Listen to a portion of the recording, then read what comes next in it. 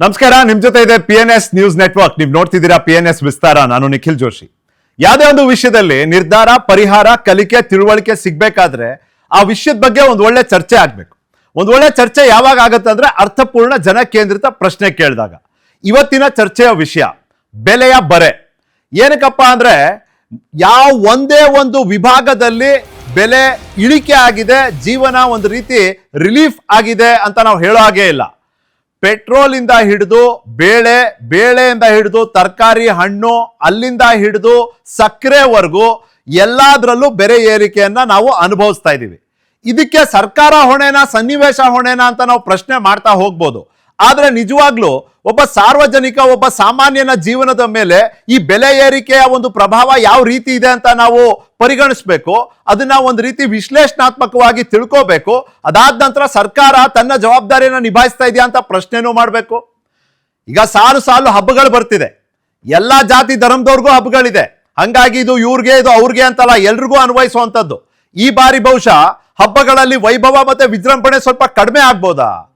ಸ್ವಲ್ಪ ಸ್ವೀಟ್ ತಿನ್ನುವಂಥ ಅಭ್ಯಾಸ ಇರುವಂಥವ್ರಿಗೆ ಅಥವಾ ಸಂಭ್ರಮದ ಒಂದು ಭಾಗವಾಗಿರುವಂಥ ಸಿಹಿ ತಿಂಡಿ ಈ ಬಾರಿ ಕಹಿ ಆಗ್ಬೋದಾ ಅನ್ನೋ ಪ್ರಶ್ನೆ ನಮ್ಮ ಮುಂದೆ. ಇದೇ ರೀತಿ ನಾನಾ ಪ್ರಶ್ನೆಗಳಿದೆ.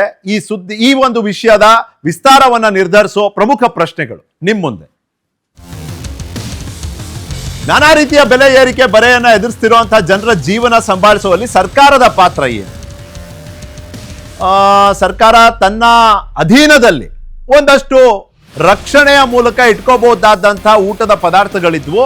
ಅದು ಇಟ್ಕೊಂಡು ಈ ಬಾರಿ ರಿಲೀಸ್ ಮಾಡಿದ್ರೆ ಬೆಲೆ ಡಿಮ್ಯಾಂಡು ಸಪ್ಲೈ ಅನ್ನೋ ಒಂದು ಅನುಪಾತ ಏನಿತ್ತು, ಇದರಲ್ಲಿ ಒಂದು ತಕ್ಕ ಪ್ರಮಾಣದ ಸಮಾನತೆಯನ್ನ ತಂದು ಬೆಲೆಯನ್ನ ಕಡಿಮೆ ಮಾಡ್ಬೋದಾಗಿತ್ತಾ? ಒಂದು ಅನಿವಾರ್ಯ ಕಾರಣಗಳಿಂದ ಬೆಲೆ ಏರಿಕೆ ಅನ್ನೋದಾದ್ರೆ ಜನರಿಗೆ ಸರ್ಕಾರ ಪರಿಹಾರವಾಗಿ ಯಾವ ರೀತಿಯ ವಿನಾಯಿತಿ ನೀಡಬಹುದು? ಖಂಡಿತ ನೀಡಬಹುದು.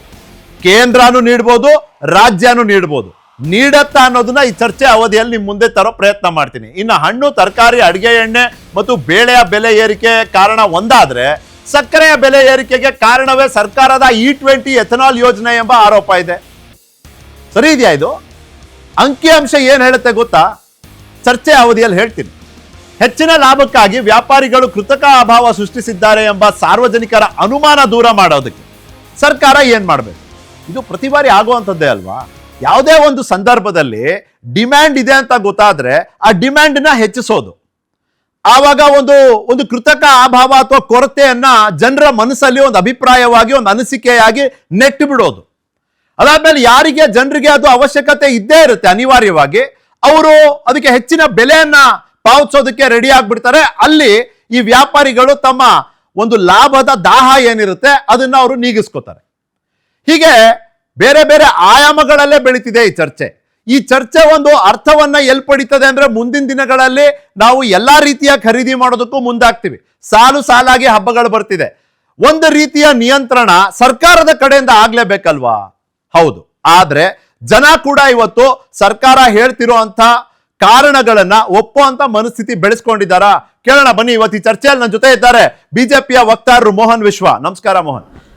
ಇನ್ನ ಕಾಂಗ್ರೆಸ್ ಇಂದ ಕಶ್ಯಪ್ ನಂದನ್ ಅವರಿದ್ದಾರೆ. ನಮಸ್ಕಾರ ನಿಮ್ಗೂ ಕೂಡ. ಆಶಾ ರಾಜೇಶ್ ಅವರಿದ್ದಾರೆ ನನ್ನ ಜೊತೆ. ಇವತ್ತು ನಾನು ಆಶಾ ರಾಜೇಶ್ ಅವರು ಒಂದೇ ಟೀಮ್. ನಮಗೆ ಯಾವ ರಾಜಕೀಯನೂ ಬೇಡ, ನಮ್ ಜೀವನ ಹೆಂಗ್ ನಡೆಯುತ್ತೆ ಅನ್ನೋದಷ್ಟೇ ಬೇಕಾಗಿರೋದು. ಏನ್ ಮೇಡಮ್? ಡೆಫಿನೆಟ್ಲಿ. ಆಲ್ಸೋ ನಾನು ಸ್ವಾಗತಿಸ್ತೀನಿ ಕೇಶವ್ ಅವ್ರನ್ನ, ಆರ್ಥಿಕ ತಜ್ಞರು. ಅವರು ಹೊರಗಿಂದ ಜಾಯ್ನ್ ಆಗ್ತಿದ್ದಾರೆ. ನಮಸ್ಕಾರ ಕೇಶವ್ ಅವರೇ. ನಿಮಗೆ ನನ್ನ ಧ್ವನಿ ಕೇಳ್ತಿದ್ರೆ in a few minutes I'll be with you. Madam ನಿಮ್ಮಿಂದಾನೇ ಶುರು ಮಾಡೋಣ. ಮೇಡಮ್, ಶ್ರೀ ಸಾಮಾನ್ಯನ ಪ್ರತಿನಿಧಿ ನೀವಿವತ್ತು. ಹೆಂಗೆ ಅಫೆಕ್ಟ್ ಆಗಿದೆ ಮೇಡಮ್ ನಿಮ್ ಜೀವನ over the last couple of weeks ಅಂತ ಹೇಳಿ? ಎಲ್ಲಾ ರೀತಿಯ ಬೆಲೆ ಏರಿಕೆನ ನಾವು ಅನುಭವಿಸ್ತಾ ಇದೀವಿ, ನೀವು ಅನುಭವಿಸ್ತಾ ಇದ್ದೀರಿ. ನಿಮ್ಮ ಜೀವನ, ನಿಮ್ಮ ಕಿಚನ್ ಬಜೆಟ್, ನಿಮ್ಮ ಶಾಪಿಂಗ್ ಲಿಸ್ಟ್, ನಿಮ್ಮ ಶಾಪಿಂಗ್ ಬಿಲ್ ಯಾವ ರೀತಿ ಅಫೆಕ್ಟ್ ಆಗಿದೆ ಪ್ಲೀಸ್? ಡೆಫಿನೆಟ್ಲಿ ತುಂಬಾ ಎಫೆಕ್ಟ್ ಆಗಿದೆ. ಕಿಚನ್ ಬಿಲ್ಲೇ ಜಾಸ್ತಿ ಆಗಿದೆ. ಅದರಿಂದ ನೀವು ಶಾಪಿಂಗ್ ಬಿಲ್ ಅನ್ನೋದು ಯೋಚನೆನೇ ಮಾಡೋಕ್ಕಾಗಲ್ಲ ಇವಾಗ ಏನಿದ್ರು ನೆಸೆಸಿಟಿದಲ್ಲಿ ಕಾನ್ಸಂಟ್ರೇಟ್ ಮಾಡಬೇಕಾಗ್ತಾ ಇದೆ ಅಷ್ಟೇ. ಬಿಕಾಸ್ ಅಷ್ಟು ಬೆಲೆ ಏರಿಕೆ ಇರುವಾಗ ಶಾಪಿಂಗ್ ಅನ್ನೋದು ಬೇರೆ ಇಲ್ಲಿ ನಾವು ನಿಮ್ಮ ಲೇಡೀಸ್ ಶಾಪಿಂಗ್ ಬಗ್ಗೆ ಮಾತಾಡಲ್ಲ ಮೇಡಮ್. ನಮ್ದು ಮಾಮೂಲಿ ಹಣ್ಣು ತರಕಾರಿ ಇದ್ರ ಶಾಪಿಂಗೇ ನಮಗ್ ಶಾಪಿಂಗ್. ನಿಮ್ ತರ ಶಾಪಿಂಗ್ ಅಲ್ಲ madam, just normal basic necessity ಆ ಶಾಪಿಂಗೇ ನಾನು ಮಾತಾಡ. ಅದು ತುಂಬಾ ಬೆಲೆ ಏರಿಕೆ ಆಗಿದೆ. ನೀವು ಹೇಳ್ದಂಗೆ ನನ್ಗನ್ಸೋದು ಸಿಚುವೇಶನಿಂದ ಹಿಂಗಾಗಿದೆ ಅಂತ ನನ್ಗನ್ಸ್ತಾ ಇದೆ. ಏನ್ ಸಿಚುವೇಶನ್ ನೋಡಿ, ನೀವು you are a common person right. ನಿಮ್ಮ ಅಭಿಪ್ರಾಯದಲ್ಲಿ ಒಂದು ಸಿಚುವೇಶನ್ ಇದೆ, ಆ ಸಿಚುವೇಶನ್ ಈ ಬೆಲೆ ಏರಿಕೆಗೆ ಕಾರಣ ಅಂತ ನೀವೇ ಹೇಳ್ತಿದ್ದೀರಿ. ಏನದು ಸಿಚುವೇಶನ್? ಇವಾಗ ನನ್ನ ಪಕ್ಕದಲ್ಲಿ ಇಬ್ಬರು ಇದ್ದಾರೆ, BJP ಅವರು ಇದ್ದಾರೆ, ಕಾಂಗ್ರೆಸ್ ಅವರು ಇದ್ದಾರೆ. ನಾನು ಯಾರಿಗೂ ಬ್ಲೇಮ್ ಅಂತ ಮಾಡ್ತಾ ಇಲ್ಲ. I feel the situation.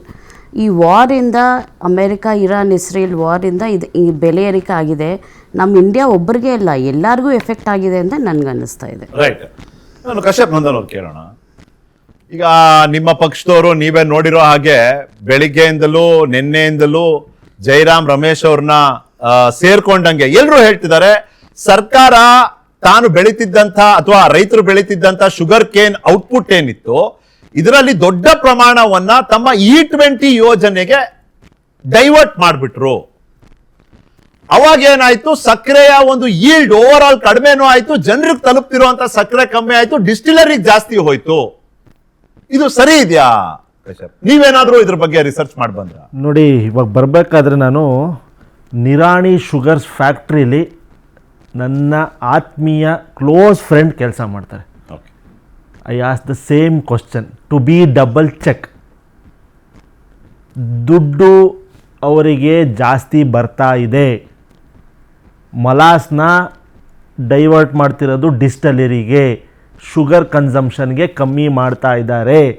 ಹಾಗಾಗಿ ಎಲ್ಲ ಶುಗರ್ ಕೇನ್ ಈಲ್ಡ್ನ ಅವರು E20ಗೆ ಡೈವರ್ಟ್ ಮಾಡಿಬಿಟ್ಟು ಅದರಲ್ಲಿ ಜಾಸ್ತಿ ದುಡ್ಡು ತಗೋತಾ ಇದ್ದಾರೆ. ಅದರಿಂದ ಏನಾಗ್ತಿದೆ, E20ಗೆ ಸಪ್ಲೈ ಆಗ್ತಿದೆ. ನೆಕ್ಸ್ಟ್ ಏನಾಗ್ತಿದೆ, ಡೀಸೆಲ್ ಪೆಟ್ರೋಲ್ಗೆ ಹೋಗ್ತಾ ಇದೆ. ಪೆಟ್ರೋಲಿನ ಬೆಲೆ ಕಮ್ಮಿ ಆಗಿದೆಯಾ ನಿಖಿಲ್ ಅವರೇ? ಆಗಿಲ್ಲ. ಇದು ಇರಾನ್ ವಾರ್ ಟೈಮಲ್ಲಿ ಬ್ಯಾರಲ್ಲು 120, 119, 120 ಇತ್ತು. ಎಷ್ಟು ಮಾಡಿದ್ರು? Due to war crisis increase ಮಾಡಿದ್ರು. ಇವತ್ತು 110 ಇದೆ. ಇದೇ E20 ಇಟ್ಕೊಂಡು ಇವರು ಪೆಟ್ರೋಲ್ಗೆ ಮಿಕ್ಸ್ ಮಾಡ್ತಾ ಇದ್ದಾರೆ. ಕಮ್ಮಿ ಮಾಡ್ಬೇಕು ತಾನೆ? ಇಲ್ಲ ರೈತರು ಕೊಡಬೇಕು ಬೆನಿಫಿಟ್ನ. ರೈತರು ಕೊಡ್ತಿದ್ದಾರಾ? ಅದೇ 2500, 600, 700, 800 ಮುಗ್ದೋಯ್ತು ಪ್ರತಿ ಟನ್ ಕಬ್ಬಿಗೆ. ಇಲ್ಲ ಆ ಬೆನಿಫಿಟ್ನ ಕಾಮನ್ ಮ್ಯಾನು ಕೊಡ್ತೀಯಾರಾ? By reducing the price of petrol diesel ಮಾಡ್ತೀಯಾರಾ? ಅದೇ ರೇಟ್ ಇದೆ, 110 ರೂಪಾಯಿ ಇದೆ. ಇವತ್ತೇನಾಗಿದೆ, ಲೇಟೆಸ್ಟ್ ಲ್ಯಾಂಡ್ ಆಗಿರೋದು ಶುಗರ್ ಪ್ರೈಸ್. ಆಬ್ವಿಯಸ್ಲಿ ಇವರು ಕನ್ಸಂಪ್ಷನ್ನ ಶುಗರ್ ಕೇನ್ನ ಶುಗರ್ಗೆ ಉಪಯೋಗಿಸೋ ಬದಲು E20 ಹೋಗಿದೆ. E20ಲಿ ಶುಗರ್ ಫ್ಯಾಕ್ಟ್ರಿ ಅವ್ರಿಗೆ ಜಾಸ್ತಿ, ಡಿಸ್ಲರಿಯಲ್ಲಿ ಅವ್ರಿಗೆ ಮಲಾಸಲ್ಲಿ ದುಡ್ಡು ಜಾಸ್ತಿ ಸಿಗ್ತಾ ಇದೆ. ಗೌರ್ಮೆಂಟ್ ಕ್ಯಾಪ್ ಮಾಡ್ಬೇಕು ಅದನ್ನ. ಇಲ್ಲ ನೀವು ಇದನ್ನ ನಿಲ್ಲಿಸಿ ಅಂತ. ಇಲ್ಲ ಪೆಟ್ರೋಲ್ ಡೀಸೆಲ್ನ ಕಮ್ಮಿ ಮಾಡಲಿ. E20 ಪೆಟ್ರೋಲ್ 50 ರೂಪಾಯಿ, ನಾರ್ಮಲ್ ಪೆಟ್ರೋಲ್ 90 ರೂಪಾಯಿ ಅಂತ ಬೋರ್ಡ್ ಹಾಕ್ಬಿಟ್ಟು ಸೇಲ್ ಮಾಡಲಿ. ಮಾಡಲ್ಲ. ಯಾಕಂದರೆ ಇವರು 2014ರಿಂದ ರಕ್ತವನ್ನು ಹೀರ್ಕೊಂಡೇ ಬಂದಿದ್ದಾರೆ. ಇದು ಅಷ್ಟು ಅಂಕಿ ಅಂಶಗಳಿತ್ತು, ಜಸ್ಟ್ ಗಮನ ಕೊಡ್ಬೇಕು ದಯವಿಟ್ಟು. ಶುಗರ್ ಅನ್ನೋದನ್ನ ಎಥನಾಲ್ಗೋಸ್ಕರ ಡೈವರ್ಟ್ ಮಾಡಿದಂಥ ಪ್ರಮಾಣ 2022-23 ನಲ್ಲಿ 12% of the total output. 100 kg ಬೆಳೆದ್ರೆ 12 kg ಎಥನಾಲ್ ಕೊಟ್ಬಿಟ್ರು ಸರ್ಕಾರ 2022-23. ಈ ವರ್ಷ 25-26 ಅಂದ್ರೆ 25 ಅಕ್ಟೋಬರ್ ಸೆಪ್ಟೆಂಬರ್ 26 ಅಂದ್ರೆ ಇನ್ನೇನು ಬಂತು, ಇಲ್ಲಿವರೆಗೂ ಡೈವರ್ಟ್ ಮಾಡಿರೋದು ಜಸ್ಟ್ 9%. ಸಕ್ಕರೆ ಡೈವರ್ಟ್ ಮಾಡ್ತಿರುವಂಥದ್ದು ಇನ್ ಟೋಟಲ್ ಕಡಿಮೆ ಆಗಿದೆ. ಆದ್ರೆ ಇನ್ನೂ ಒಂದು ಮಾತು ನಿಮ್ ಗಮನಕ್ಕೆ ತರ್ತಾ ಇರೋದಷ್ಟೇ, I am not supporting BJP's argument, ನಿಮಗೆ ಕ್ಲಿಯರ್ ಇರಲಿ. ಜಸ್ಟ್ ನಿಮ್ ಗಮನಕ್ಕೆ ತರ್ತಾ ಇರೋದು ಇನ್ನೊಂದೇನು ಅಂದ್ರೆ, overall total lack of metric tons output ಇರುತ್ತಲ್ಲ, ನಮ್ ಜನಕ್ಕೆ ತಿಳಿಸ್ಬೇಕಲ್ಲ ಇದನ್ನ. ಎಕ್ಸ್ಪೆಕ್ಟೆಡ್ ಏನಿತ್ತು? 343 lakh metric tons expected estimated output. ಆದ್ರೆ ಆಗಿದ್ದೆಷ್ಟು? 306 lakh metric tons. So there is a clear difference of 37 lakh metric ton in sugar production output. ಹಿಂಗಿದ್ದಾಗ ಕಶ್ಯಪ್ ನಂದನ್ ಅವರೇ ಹೇಗೆ ಹೇಳ್ಬಿಡೋದು ಇದನ್ನ? ಕೇವಲ ಸಕ್ಕರೆ ಡೈವರ್ಟ್ ಮಾಡ್ಬಿಟ್ಟಿದ್ದೀರಿ, ಸಕ್ಕರೆನೇ ಸಿಗ್ತಾ ಇಲ್ಲ ಜನರಿಗೆ, ಈ ಸತಿ ಸ್ವೀಟೇ ಇಲ್ಲ ಹಬ್ಬದಲ್ಲಿ ಅಂತ ಹೆಂಗೆ ಹೇಳೋದು ನಾವು? ನೋಡಿ, ಮಾರ್ಕೆಟಲ್ಲಿ ಡಿಸ್ಟಿಲರಿಯವರು, ಶುಗರ್ ಫ್ಯಾಕ್ಟ್ರಿಯವರು ಮಲಾಸ್ಗೆ ಡೈವರ್ಟ್ ಮಾಡಿಬಿಟ್ಟು E20 ಹೋಗ್ತಾ ಇದೆ ಅಂತ ಪ್ರೂವನ್ ಇದೆ. ಇವತ್ತು ಕೂಡ ಇವರ ಆರ್ಗ್ಯುಮೆಂಟ್ ಏನಿದೆ, ಕೃತಕ ಅಭಾವ, ಇದು ಹೋಲ್ಡಿಂಗ್ ನಡೀತಾ ಇದೆ, ಏನೋ ನಾವು ಬರ ಬಂದಿದೆ, ಅವೆಲ್ಲ ಏನೂ ಅಲ್ಲ. ಕ್ರಕ್ಸ್ ಆಫ್ ದಿ ಮ್ಯಾಟರು, ಇವರು ಏನು ಶುಗರ್ ಕೇನ್ನ ಪ್ರೊಡ್ಯೂಸ್ ಆಗ್ತಿದೆ ಅವರು E20ಗೆ ಡೈವರ್ಟ್ ಮಾಡ್ತಿದ್ದಾರೆ. ಫ್ಯಾಕ್ಟೂ ಕೂಡ ಹೌದು. ಸೆಕೆಂಡು, ಇಂಡಿಯಾ ಶುಗರ್ನ ಎಕ್ಸ್ಪೋರ್ಟ್ ಮಾಡ್ತಿತ್ತು. ಏನಕ್ಕೆ ಇವತ್ತು ಈ ಸ್ಥಿತಿಗೆ ಬಂದು ನಿಂತಿದ್ದೀವಿ ನಾವು? ಏನಕ್ಕೆ ಈ ಸ್ಥಿತಿಗೆ ಬಂದಿದ್ದೀವಿ ಅಂತ ನಿಮ್ ಮಾತನ್ನ ಮುಂದುವರ್ಸೋದಾದ್ರೆ ಮೋಹನ್ ಕೇಳೋದು, ನೀವು E20 ಮಾಡಿ ಏನ್ ದುಡ್ಡನ್ನ ಉಳಿಸಿದ್ರಿ ಕ್ರೂಡ್ ಆಯಿಲ್ ಇಂಪೋರ್ಟ್ ಅಲ್ಲಿ. ಕ್ರೂಡ್ ಆಯಿಲ್ ಇಂಪೋರ್ಟ್ ಪ್ರಮಾಣ ಕಮ್ಮಿ ಆಗ್ಬೇಕು ಅಂತ ತಾನೇ ನೀವು E20 ಬ್ಲೆಂಡಿಂಗ್ ಮುಂದಾಗಿದ್ದು. ಕ್ರೂಡ್ ಆಯಿಲ್ ಇಂಪೋರ್ಟ್ ನ ನೀವು ಏನ್ ಗಣನೀಯವಾಗಿ ಇಳಿಕೆ ಮಾಡಕ್ ಹೋದ್ರಿ, ಈಗ ಶುಗರ್ ಇಂಪೋರ್ಟ್ ಮಾಡೋದ್ರ ಮೂಲಕ ಅದೇ ದುಡ್ಡನ್ನ ಖರ್ಚು ಮಾಡುವಂತ ಪರಿಸ್ಥಿತಿ ಬಂತ ಅಂತ. ಮೋಹನ್ ಪ್ಲೀಸ್. ನಿಖಿಲ್, ಈ ಕಾಂಗ್ರೆಸ್ಸು ಇವತ್ತಿನ ಡಿಜಿಟಲ್ ಯುಗದಲ್ಲೇ ಈ ಥರ ಸುಳ್ಳು ಹೇಳಿ ಜನಗಳನ್ನ ಹಿಂಗೆ ದಾರಿ ತಪ್ಪಿಸುತ್ತೆ ಅಂದರೆ ಯು ಕ್ಯಾನ್ ಇಮ್ಯಾಜಿನ್ ಒಂದು ನ್ಯೂಸ್ ಪೇಪರು ತಲುಪದೇ ಇರೋವಂಥ ಇಂದಿರಾ ಗಾಂಧಿ ಕಾಲದಲ್ಲಿ ಅಥವಾ ನೆಹರು ಕಾಲದಲ್ಲಿ ಯಾವ ಬಂಡಲ್ಗಳನ್ನ ಬಿಟ್ಟು ಜನಗಳನ್ನ ಹೆಂಗೆ ತಲೆ ಹಾಳು ಮಾಡಿರ್ಬೇಕು ಅಂತ. ಫಸ್ಟ್ ಆ್ಯಂಡ್ ಫಾರ್ಮೋಸ್ಟ್, ನಾನೊಬ್ಬ ಕ್ವಾಲಿಫೈಡ್ ಚಾರ್ಟೆಡ್ ಅಕೌಂಟೆಂಟು. 20 ವರ್ಷದಿಂದ ಕಡಿಮೆ ಅಂದರೂ 10 ಶುಗರ್ ಕಂಪ್ನಿಗಳದು accounts, finance end to end ನೋಡ್ಕೊಂಡು ಬಂದಿರೋನು. ಇವ್ರಿಗೆ ಫಸ್ಟ್ ಆಫ್ ಆಲು ಪ್ರೋಸೆಸ್ಸೇ ಗೊತ್ತಿಲ್ಲ. ಶುಗರ್ ಪ್ರೊಡಕ್ಷನ್ಗೆ ಅಂತ ಬಂದಾಗ ಶುಗರ್ ಕೇನು ಅದ್ರ ಒಳಗಡೆ ಅಂತ ರಿಲೀಸ್ ಆಗುವಂಥ ಮೊಲಾಸಿಸ್ಸು ಬಗಾಸಿದೆ ಗೊತ್ತಾ? ನೀವು 1 ಕ್ವಿಂಟಾಲ್ ಶುಗರ್ ಹಾಕಿದ್ರೆ ರಿಕವರಿ ರೇಟ್ 9.5% ಇದ್ರೆ ಎಷ್ಟು ಮೊಲಾಸಿಸ್ ಬೇಕೋ ಅಷ್ಟೇ ರಿಲೀಸ್ ಆಗೋದು, ಎಷ್ಟು ಬೆಗಾಸ್ ಬೇಕೋ ಅಷ್ಟೇ ರಿಲೀಸ್ ಆಗೋದು. ನೀವಲ್ಲಿ ಎಕ್ಸ್ಟ್ರಾ ಮೊಲಾಸಿಸ್ನ ತಗೊಂಡೋಗಿ ಶುಗರ್ನ ಕಡಿಮೆ ಮಾಡೋಕೆ ಆಗಲ್ಲ. ಶುಗರ್ ಕೇನ್ ಪ್ರೊಡಕ್ಷನ್ ಅಲ್ಲಿ ರಿಲೀಸ್ ಆಗೋದು ಮೊಲಾಸಿಸ್ ಇಂದ E20 ಮಾಡೋದು ಎಥನಾಲ್ ಹೊರತು ಶುಗರ್ ಇಂದ ಅಲ್ಲಣ್ಣ. This is the basic question. ನೀವು ಎಷ್ಟು ಪ್ರೊಡಕ್ಷನ್ ಆ ಮಂತು ಆ ಡೇಗೆ ಬರುತ್ತೋ ಅಷ್ಟು ಪರ್ಸೆಂಟೇಜ್ ಆಫ್ ಮೊಲಾಸಿಸ್ ರಿಲೀಸ್ ಆಗುತ್ತೆ, ಅದರಿಂದ ನಿಮ್ಗೆ ಎಥನಾಲ್ ಹೋಗುತ್ತೆ. ಪ್ರೋಸೆಸ್, ಈಗ ನೀವು ಕಬ್ಬನ್ನ ತಗೊಂಡು ಹೋಗ್ತೀರಾ ಹರಿಯೋದಕ್ಕೆ. ಕಬ್ಬು ಹರಿಯೋದಕ್ಕೆ ಅಂತ ಮಿಷಿನ್ ಅಲ್ಲಿ ಇಟ್ಟಾಗ ನಿಮಗೆ 2 ಬೈ ಪ್ರಾಡಕ್ಟ್ ಬರುತ್ತೆ, ಒಂದು ಮೊಲಾಸಿಸ್, ಒಂದು ಬೆಗಾಸ್ ಅಂತ. ಬೆಗಾಸ್ ಇಸ್ ನಥಿಂಗ್ ಬಟ್ ಕಬ್ಬಿನ ಸಿಪ್ಪೆನ ಏನು ಯೂಸ್ ಮಾಡ್ತಾರೆ ಅಂತ ಹೇಳಿದ್ರೆ ಸ್ಟೀಮ್ ಮಾಡ್ಕೊಂಡು ಬಿಸಿನೀರಲ್ಲಿ ಒಂದು ಪವರ್ ಜನರೇಟ್ ಮಾಡ್ಕೊಂಡು ಫ್ಯಾಕ್ಟ್ರಿ ಒಳಗಡೆ ಯೂಸ್ ಮಾಡ್ಕೊಳ್ಳೋದಕ್ಕೆ ಮಾಡ್ಕೋತಾರೆ. ಇಲ್ಲ ಅಂದ್ರೆ ಕೋ ಜನರೇಷನ್ ಪ್ಲಾಂಟ್ ಅಂತ ಮಾಡ್ಬಿಟ್ಟು ನಿಮಗೆ ಅದನ್ನ ಸರ್ಕಾರಕ್ಕೆ ಯೂನಿಟ್ಗೆ ಇಷ್ಟು ರೂಪಾಯಿ ಅಂತ ಮಾರ್ತಾರೆ ಕರೆಂಟ್ನ. ಇದು ಬೆಗಾಸು. ಮೊಲಾಸಿಸ್ ಅಂತ ಬಂದಾಗ ಏನಾಗುತ್ತೆ, ಮೊಲಾಸಿಸ್ ಇಷ್ಟು ವರ್ಷ ಏನಾಗ್ತಿತ್ತು ಅದನ್ನ ಸ್ಪಿರಿಟ್ ಮಾಡೋದಕ್ಕೆ ಯೂಸ್ ಮಾಡ್ತಾ ಇದ್ರು. ಸ್ಪಿರಿಟ್ ಏನಾಗುತ್ತೆ, ಆಲ್ಕೋಹಾಲ್ ಆಗುತ್ತೆ, ಎಣ್ಣೆಗೆ ಬಳಕೆ ಆಗುತ್ತೆ. ಇವಾಗ ಏನಾಗಿದೆ, ಸ್ಪಿರಿಟ್ ಜೊತೆಗೆ ನೀವು ಎಥನಾಲ್ನು ಬಳಕೆ ಮಾಡಿ ಅದರಿಂದ ಸೊ ದಟ್ ಪೆಟ್ರೋಲ್ ಮಿಕ್ಸ್ ಮಾಡೋದ್ರಿಂದ ನಿಮಗೆ ಏನಾಗುತ್ತೆ, ಏನು ಕ್ವಾಲಿಟಿ ಸಮಸ್ಯೆ ಆಗಲ್ಲ ಪೆಟ್ರೋಲ್ ನಲ್ಲಿ, so that crude oil import ಕಡಿಮೆ ಆಗುತ್ತೆ ಅಂತ ಹೇಳ್ಬಿಟ್ಟು ಈ ಎಂಟೈರ್ ಪ್ರೊಸೆಸ್ ಅಲ್ಲಿ ನೀವು ಶುಗರ್ ಎಷ್ಟು ಹಾಕ್ತಿರೋ ಆ ಪ್ರಮಾಣದಲ್ಲಿ ಅಷ್ಟೇ ಬರೋದು ಮೊಲಾಸಿಸ್, ಎಥನಾಲ್. ಅಲ್ಲಿ ನಿಮ್ಗೆ ಎಕ್ಸ್ಟ್ರಾ ಮೊಲಾಸಿಸ್ ಎಲ್ಲಿಂದನೂ ಬರಲ್ಲ, ನೀವು ತಂದ್ಕೊಳ್ಳೋಕ್ಕೂ ಆಗಲ್ಲ. ಸಿಂಪಲ್. ಈ ಬಾರಿ ಹೇಳ್ತಿದ್ದಾರೆ ನೋಡಿ, ಅವ್ರಿಗೊಂದು ನಂಬರ್ ಹೇಳ್ದೆ ನಾನು. 37 lakh ಮೆಟ್ರಿಕ್ ಟನ್ನಿನ ಒಂದು ಡೆಫಿಸಿಟ್ ಇದೆ ಈ ಬಾರಿಯ ಎಸ್ಟಿಮೇಟ್ ಅಲ್ಲಿ ಮತ್ತೆ ಆಕ್ಚುಯಲ್ ಪ್ರೊಡಕ್ಷನ್ ಅಲ್ಲಿ ವ್ಯತ್ಯಾಸ ಇದೆ. ನಾನು ಐ ಕಮ್ ಟು ಯು. ಆದ್ರೆ ಇಂಡಸ್ಟ್ರಿ ಎಸ್ಟಿಮೇಟ್ ಹೇಳುತ್ತೆ ಕೇಂದ್ರ ಸರ್ಕಾರ 30 lakh metric ton sugar cane production ethanol divert ಮಾಡ್ತು ಅಂತ. ನೀವು ಆ 30ನ್ನ ಕಡಿಮೆ ಮಾಡ್ಬಿಟ್ಟಿದ್ರೆ ಈ 37 ಅಭಾವ 37 ತರ ಇರ್ತಿರ್ಲಿಲ್ವಲ್ಲ. 7 lakh ಮೆಟ್ರಿಕ್ ಟನ್ ಮಾತ್ರ ಇರ್ತಿತ್ತಲ್ಲ. ಅದು ಮೊಲಾಸಿಸ್ ಬರುತ್ತಲ್ಲ, ಆ ಮೊಲಾಸಿಸ್ ಅಲ್ಲಿ ಅಲೋಕೇಟ್ ಆಗುತ್ತೆ ಸ್ಪಿರಿಟ್ ಗಿಷ್ಟು, ಆಮೇಲೆ ಇದಕ್ಕೆ ಎಥನಾಲ್ ಗಿಷ್ಟು ಅಂತ ಹೇಳ್ಬಿಟ್ಟು. ಅರ್ಥ ಆಯ್ತಲ್ಲ? ನೀವು ಮೊಲಾಸಿಸ್ ಗಿಂತ ಮುಂಚೆ ಶುಗರ್ ನ ಅಲೋಕೇಟ್ ಮಾಡಕ್ ಆಗಲ್ಲ. ಎಥನಾಲ್ಗೆ ನೀವು ಅಲೋಕೇಟ್ ಮಾಡಕ್ ಆಗತ್ತೆ ಮೊಲಾಸಿಸ್ ನ, ಶುಗರ್ ನ ಅಲ್ವೇ ಅಲ್ಲ. ಇದೇ ದೊಡ್ಡ ಬ್ಲಂಡರ್ ಎಲ್ಲರೂ ಮಾತಾಡ್ತಾ ಇರೋದು. ಜೊತೆಗೆ ಏನಾಯ್ತು ಅಂತ ಹೇಳಿದ್ರೆ ಈ ಸಲ ನಿಮಗೆ ಗೊತ್ತು ಎಲ್ಲಾನು ಎಫೆಕ್ಟ್ ಇಡೀ ದೇಶದಲ್ಲಿ ಸಮಸ್ಯೆ ಆಗಿದೆ. ಆಯ್ತಲ್ಲ, ಫಾರ್ಮರ್ಸ್ ಪ್ರಾಬ್ಲಮ್ ಆಗಿದೆ, ಅವ್ರಿಗೆ ಬೆಳೆಯೋದಕ್ಕೆ ನೀರಿಲ್ಲ. ಇಷ್ಟೆಲ್ಲ ಮಾತಾಡುವಂತ ಕಾಂಗ್ರೆಸ್ ಪಕ್ಷದ DK ಶಿವಕುಮಾರ್ ಹಾಗಾದ್ರೆ ಯಾಕಪ್ಪ ರೈತರಿಗೆ ಮಳೆ ಇಲ್ಲ ಈ ಸಲ, ನೀವ್ ಯಾರು ಬೆಳೆ ಬೆಳಿಬೇಡಿ ಅಂತ ಹೇಳಿದ್ದು?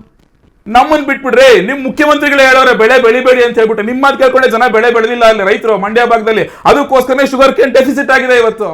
ಅದು ರಿಯಾಲಿಟಿ, ಪ್ರಾಕ್ಟಿಕಾಲಿಟಿ ಕಡಿಮೆ ಇರೋದು ಮುಂದೆನೆ. ತಮಿಳ್ನಾಡವ್ರಿಗೆ ನೀರು ಬಿಟ್ಬಿಟ್ಟು ಅವ್ರು ಚೆನ್ನಾಗಿ ಭತ್ತ ಬೆಳೆದು ಮಜಾ ಮಾಡ್ಕೊಂಡಿದ್ದಾರೆ. ನಮ್ಮ ರೈತರು ನೀರು ಬಿಡಿದ್ರೆ ನೀವು ಶುಗರ್ ಕೇನ್ ಬಿಡಕ್ಕೆ ಬಿಟ್ಟಿಲ್ಲ ಅವರು. ಅದಕ್ಕೋಸ್ಕರ ಶುಗರ್ ಡೆಫಿಸಿಟ್ ಆಗಿರೋದು ಇವತ್ತು. I will tell you one more reason.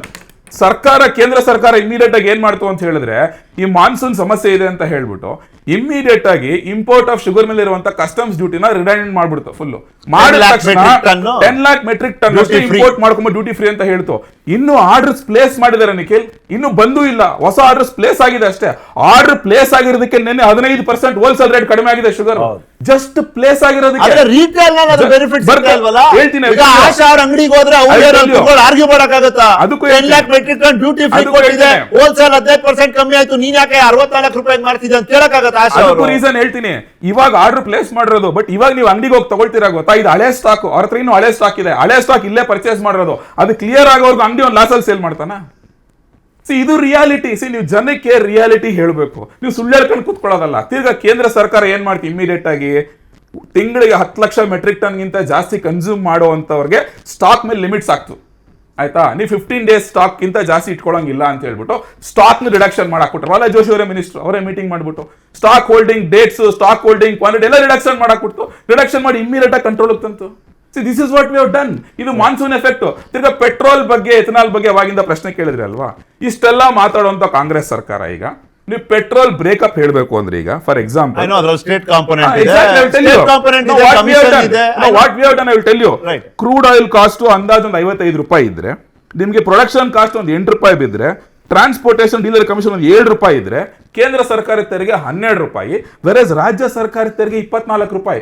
ನಾವು 10 ರೂಪಾಯಿ ಕಡಿಮೆ ಮಾಡಿದ್ವಿ ಕೇಂದ್ರ ಸರ್ಕಾರ, ನೀವು 1 ರೂಪಾಯಿ ಕಡಿಮೆ ಮಾಡಿದ್ರ? ಅದ್ರ ಬದಲು ಏನ್ ಮಾಡಿದ್ರಿ ನೀವು? ಅಧಿಕಾರಕ್ಕೆ ಬಂದ್ 3 ವರ್ಷದಲ್ಲಿ 2 ಸಲ ಡೀಸೆಲ್ ರೇಟ್ ಜಾಸ್ತಿ ಮಾಡಿದ್ರಿ, 2 ಸಲ ಪೆಟ್ರೋಲ್ ರೇಟ್ ಜಾಸ್ತಿ ಮಾಡಿದ್ರಿ. ನೀವು ಈಕ್ವಲ್ ಕಡಿಮೆ ಮಾಡಿ, ಮತ್ತೆ ಯಾಕೆ ಕಡಿಮೆ ಮಾಡ್ತಿಲ್ಲ? 104 ಪೆಟ್ರೋಲ್ ನಿಂತಿರೋದು ಈ ಕಾರಣಕ್ಕೆ. ಹೌದು, 10 ರೂಪಾಯಿ ಕಡಿಮೆ ನಾವು ಮಾಡಿರೋದು, ಇವ್ರು ಕಡಿಮೆ ಮಾಡಲಿ ರಾಜ್ಯ ಸರ್ಕಾರ.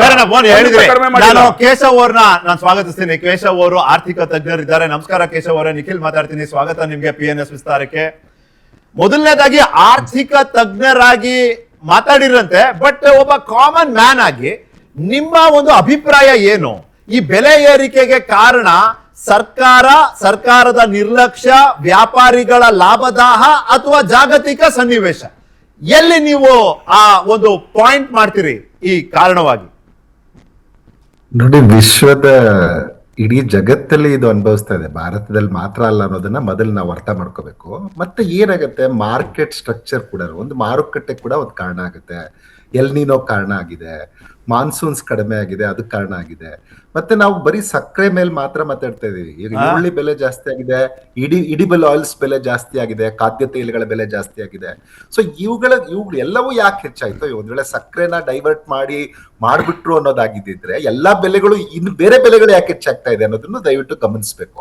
ಈಗ ನಾವ್ ಯಾವಾಗ್ಲೂ ನಿಮ್ಗೆ ಮಾರ್ಕೆಟ್ ಅಲ್ಲಿ ಯಾವಾಗ್ಲೂ ನಮ್ಗೆ ಸಪ್ಲೈ ಡಿಮ್ಯಾಂಡ್ ಗೆ ಡೆಫಿಸಿಟ್ ಆದ್ರೆ ಜನಸಾಮಾನ್ಯಕ್ಕೆ ತೊಂದರೆ ಆಗಲ್ವಾ? ಅಂದ್ರೆ ಜನಸಾಮಾನ್ಯಕ್ಕೆ ಖಂಡಿತ ತೊಂದರೆ ಆಗತ್ತೆ. ಅದಕ್ಕೆ ಏನ್ ಸರ್ಕಾರ ಕ್ರಮ ಕೈಗೊಳ್ಬೇಕು, ಅದನ್ನ ಸರ್ಕಾರಗಳ ಕ್ರಮ ಕೈಗೊಳ್ಳಬೇಕು ಅನ್ನೋದನ್ನ ನಾವು ಒತ್ತಾಯಿಸೋಣ. ಆದ್ರೆ ಇದಕ್ಕೆ ಒಂದೇ ಕಾರಣಕ್ಕಾಗಿ ಇದಾಯ್ತು ಅಂತ ಹೇಳಕ್ ಆಗಲ್ಲ. ಇದು ಮಲ್ಟಿಪಲ್ ಫ್ಯಾಕ್ಟರ್ಸ್ ಕಾರಣ ಆಗಿ ಇವತ್ತು ನಮ್ಗೆ ಸಕ್ಕರೆ ಬೆಲೆ ಜಾಸ್ತಿ ಆಗಿದೆ, ಈರುಳ್ಳಿ ಬೆಲೆ ಜಾಸ್ತಿ ಆಗಿದೆ, ಸನ್ಫ್ಲವರ್ ಆಯಿಲ್ ಬೆಲೆ ಜಾಸ್ತಿ ಆಗಿದೆ, ಅಕ್ಕಿ ಬೆಲೆ ಕೂಡ ಜಾಸ್ತಿ ಆಗಿದೆ. ಸೊ ಎಲ್ಲ ಕಾರಣಗಳನ್ನ ನೀವು ವಿಶ್ಲೇಷಿಸಿದ್ರೆ ಮಾತ್ರ ಸತ್ಯ ಏನು ಅಂತ ಗೊತ್ತಾಗತ್ತೆ. ಇದರಲ್ಲಿ ನಾವು ಸ್ವಲ್ಪ ರಾಜಕೀಯವನ್ನ ಬೆರೆಸೋದ್ ಬಿಟ್ಟು ವಾಸ್ತವಿಕ ಅಂಶಗಳನ್ನ, ನೀವು ಒಂದಷ್ಟು ಅಂಕಿ ಅಂಶಗಳನ್ನ ಕೊಟ್ರಿ, ಎಷ್ಟು ಮಟ್ಟಕ್ಕೆ ಎಥನಾಲ್ಗೆ ಅದನ್ನ ಡೈವರ್ಟ್ ಮಾಡ್ತಿದ್ದಾರೆ ಅನ್ನೋದನ್ನು ಕೊಟ್ರಿ. ಒಂದ್ ವೇಳೆ ಕೇಂದ್ರ ಸರ್ಕಾರ ಇಲ್ಲ ನಾವು ಪೂರ್ತಿ ಮಿಕ್ಸ್ ಮಾಡ್ಬಿಡ್ತಿದ್ವಿ ಅನ್ನೋ ತರ ಆಗಿದ್ದಿದ್ರೆ ಇವತ್ತಿನ ಸ್ಥಿತಿ ಬೇರೆ ಇರ್ತಾ ಇತ್ತು. ಅವ್ರು ಯಾಕೆ 10 ಲಕ್ಷ ಮೆಟ್ರಿಕ್ ಟನ್ಸ್ ನ ನಾವು ಡ್ಯೂಟಿ ಫ್ರೀ ಕೊಡ್ತೀವಿ, ಕಸ್ಟಮ್ಸ್ ಡ್ಯೂಟಿ ಫ್ರೀ ಕೊಡ್ತೀವಿ ಅಂತ ಹೇಳ್ತಾ ಇದ್ರು. ಇವನ್ ರಾಜ್ಯ ಸರ್ಕಾರದ್ದು ಒಂದು ಪಾತ್ರ ಇದೆ, ಅವರು ಕೆಲಸ ಮಾಡ್ತಿದ್ದಾರೆ, ಮಾಡಿಲ್ಲ ಅಂತ ಹೇಳಕ್ಕಾಗಲ್ಲ. ಈಗ ಹೋರ್ಡಿಂಗ್ ನ ತಡೆಯುವಂತ ಕೆಲಸ ಯಾರು ಮಾಡ್ತಿದ್ದಾರೆ? ರಾಜ್ಯ ಸರ್ಕಾರನೇ ಮಾಡ್ತಾ ಇದೆ. ಸೊ ಎರಡೂ ಸರ್ಕಾರಗಳು ಕೈ ಜೋಡಿಸಿದ್ರೆ ಮಾತ್ರ ಈ ಬೆಲೆಗಳನ್ನ ಒಂದು ಹಂತಕ್ಕೆ ನೀವು ಜನರಿಗೆ ದುಸ್ತರ ಆಗದಂತೆ, ಅವರ ಬದುಕು ದುಸ್ತರ ಆಗದಂತೆ ನೋಡ್ಕೋಬಹುದು. ಅದು ಬಿಟ್ಟು ನಾವು ಇಲ್ಲ ನೀವು ಕಾರಣ ಅದರಿಂದ ಕಾರಣ ಅಂತಂದ್ರೆ ಜನರ ಜೀವನ ಹಿಂಗೆ ಇರುತ್ತೆ, ನಾವು ಮಾತ್ರ ಮಾತಾಡ್ತಾ ಇರ್ತೀವಿ ಅಂತ ನನ್ಗೆ ಅನ್ಸುತ್ತೆ. ಈಗ ನೀವು ಸಕ್ಕರೆಯ ಬೆಲೆ ಮಾತಾಡುವಾಗ ನೀವು ಅದನ್ನ ಹೇಳಿದ್ರಿ, ಯಾಕೆ ಶುಗರ್ ಪ್ರೊಡಕ್ಷನ್ ಕಡಿಮೆ ಆಗಿದೆ? ಒಂದು, ನಮ್ಮಲ್ಲಿ ಈಗ ಮಾನ್ಸೂನ್ಸ್ ಈ ಸರಿ ಆಗ್ಲೇ ಮುಂಚೆನೆ ಮೆಟ್ರಲಾಜಿಕಲ್ ಡಿಪಾರ್ಟ್ಮೆಂಟ್ ಹೇಳಿತ್ತು ಈ ಸರಿ 9% ಡೆಫಿಸಿಟ್ ಆಗತ್ತೆ ಅಂತ. ಇವಾಗ ಬರ್ತಾ ಇರೋ ಮಾಹಿತಿ ಪ್ರಕಾರ 23% ವರ್ಗೂ ಡೆಫಿಸಿಟ್ ಆಗಬಹುದು ಅನ್ನುವಂತ ಮಾಹಿತಿ ಸಿಕ್ಕಿದೆ.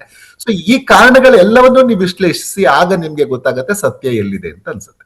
ಆಯ್ತು. ಇದರಲ್ಲಿ as an economics expert your self, ನೀವು ಸರ್ಕಾರದ ಪಾತ್ರವನ್ನ ಎಲ್ಲೆಲ್ಲಿ ನೋಡ್ತೀರಿ? For example, stock feed storage ಅಂತ ಸರ್ಕಾರನು ತನ್ನ ವಶದಲ್ಲಿ, ತನ್ನ ಅಧೀನದಲ್ಲಿ ಸಂಗ್ರಹಿಸಬಹುದಾದಂತಹ ಒಂದಷ್ಟು ಪದಾರ್ಥಗಳಿವೆ. ಅದು ಬೇಳೆ ಆಗಿರ್ಬೋದು, ಒಂದ್ ರೀತಿನಲ್ಲಿ ತರಕಾರಿನೂ ಆಗಿರ್ಬೋದು, ಪ್ರೊವೈಡೆಡ್ ಆ ಕೋಲ್ಡ್ ಸ್ಟೋರೇಜ್ ಫೆಸಿಲಿಟಿ ಇದ್ದಾಗ. ಸೊ ಇದು ಮಾಡದೇ ಇರೋದ್ರ ಪರಿಣಾಮ ಕೂಡ ನಾವಿಲ್ಲಿ ಎದುರಿಸ್ತಾ ಇದೀವ? ನಿಮ್ಮ ಅನುಭವದಲ್ಲಿ ಕೇಳ್ತಿದ್ದೀನಿ ನಾನು. ಅಲ್ಲ, ಖಂಡಿತ. ಈಗ ನೋಡಿ, ಒಂದೇನಾಗಿದೆ, ನೆಗ್ಲೆಕ್ಟ್ ಮಾಡಿದ್ದು ಓವರ್ ದಿ ಇಯರ್ಸ್, ಏನು ಫಾರ್ಮ್ ಸೆಕ್ಟರ್ ನ ನೆಗ್ಲೆಕ್ಟ್ ಮಾಡಿದ್ರು. There is some terribly wrong in rural side ಅಂತ ಕೂಡ ಅನೇಕ ವರದಿಗಳು ಹೇಳುತ್ತೆ. ಈಗ ನೋಡಿ, ಒಂದ್ ಸಣ್ಣ ಉದಾಹರಣೆ ಕೊಡ್ಬೇಕು ಅಂದ್ರೆ, ನೀವು ಸ್ಟೋರೇಜ್ ಬಗ್ಗೆ ಹೇಳ್ತಾ ಇದ್ರಿ. ಅದು ಈಗ್ಲೂ ನಾವು ಆತ್ಮನಿರ್ಭರ್ ಭಾರತ ಬರುವವರೆಗೂ ನಾವೀಗ ಸ್ಟೋರೇಜ್ ಬಗ್ಗೆನೇ ಮಾತಾಡ್ತಾ ಇದೀವಿ ಅಂದ್ರೆ ಅದ್ರ ಅರ್ಥ ಏನು ಅನ್ನೋದನ್ನ ನಾವು ಅರ್ಥ ಮಾಡ್ಕೋಬೇಕು. ಆಮೇಲೆ ಎರಡನೇದ್ ನೋಡಿ, ಇವತ್ತು ಈ ದೇಶದಲ್ಲಿ ನಾವು ಕೃಷಿ ರಾಷ್ಟ್ರ ಅಂತ ಹೇಳ್ಕೊತೀವಿ, ನಮ್ಮಲ್ಲಿ ಪ್ರತಿ ಇಬ್ಬರಲ್ಲಿ ಒಬ್ರು ಕೃಷಿನ ಆಶ್ರಯಿಸಿದೀವಿ ಅಂತ ಹೇಳ್ಕೊತೀವಿ. ಇವತ್ತು ನಾವು ಪಾಮ್ ಆಯಿಲ್ ನ ಒಂದು 55% ಇಂಪೋರ್ಟ್ ಮಾಡ್ಕೊಳ್ತೀವಿ. ಒಟ್ಟಾರೆ ಖಾದ್ಯ ತೈಲಗಳನ್ನ ನಾವು 55% ಇಂಪೋರ್ಟ್ ಮಾಡ್ಕೊಳ್ತೀವಿ. ಅದರಲ್ಲಿ ಪಾಮ್ ಆಯಿಲ್ ಜಾಸ್ತಿ ಕಾಂಟ್ರಿಬ್ಯೂಟ್ ಮಾಡುತ್ತೆ.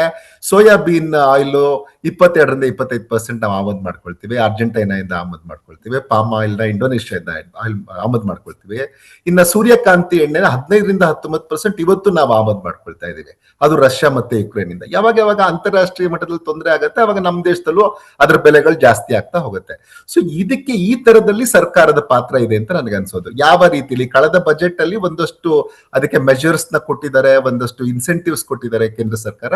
ಅದನ್ನ ಈವನ್ ರಾಜ್ಯ ಸರ್ಕಾರಗಳನ್ನು ಒಂದಷ್ಟು ಮಾಡಬಹುದು ಅಂತ ಕಾಣುತ್ತೆ. ಹಾಗೇನೆ ಈ ಬಜೆಟ್ ಅಲ್ಲೂ ಅದನ್ನ ನಾವು ಕಾಣ್ಬೋದು. ಸೊ ಅಂದ್ರೆ ಒಂದು ಹಂತದಲ್ಲಿ ಈ ತರದ ಏನು ಇವಾಗ ಆಯ್ತಪ್ಪ ಬೆಲೆ ಹೆಚ್ಚಾಯ್ತು, ಈಗ ಇಂಪೋರ್ಟ್ ಡ್ಯೂಟಿ ತೆಗೆದು ಬಿಡ್ತೀನಿ ಅಂತ ಹೇಳೋದಲ್ಲ.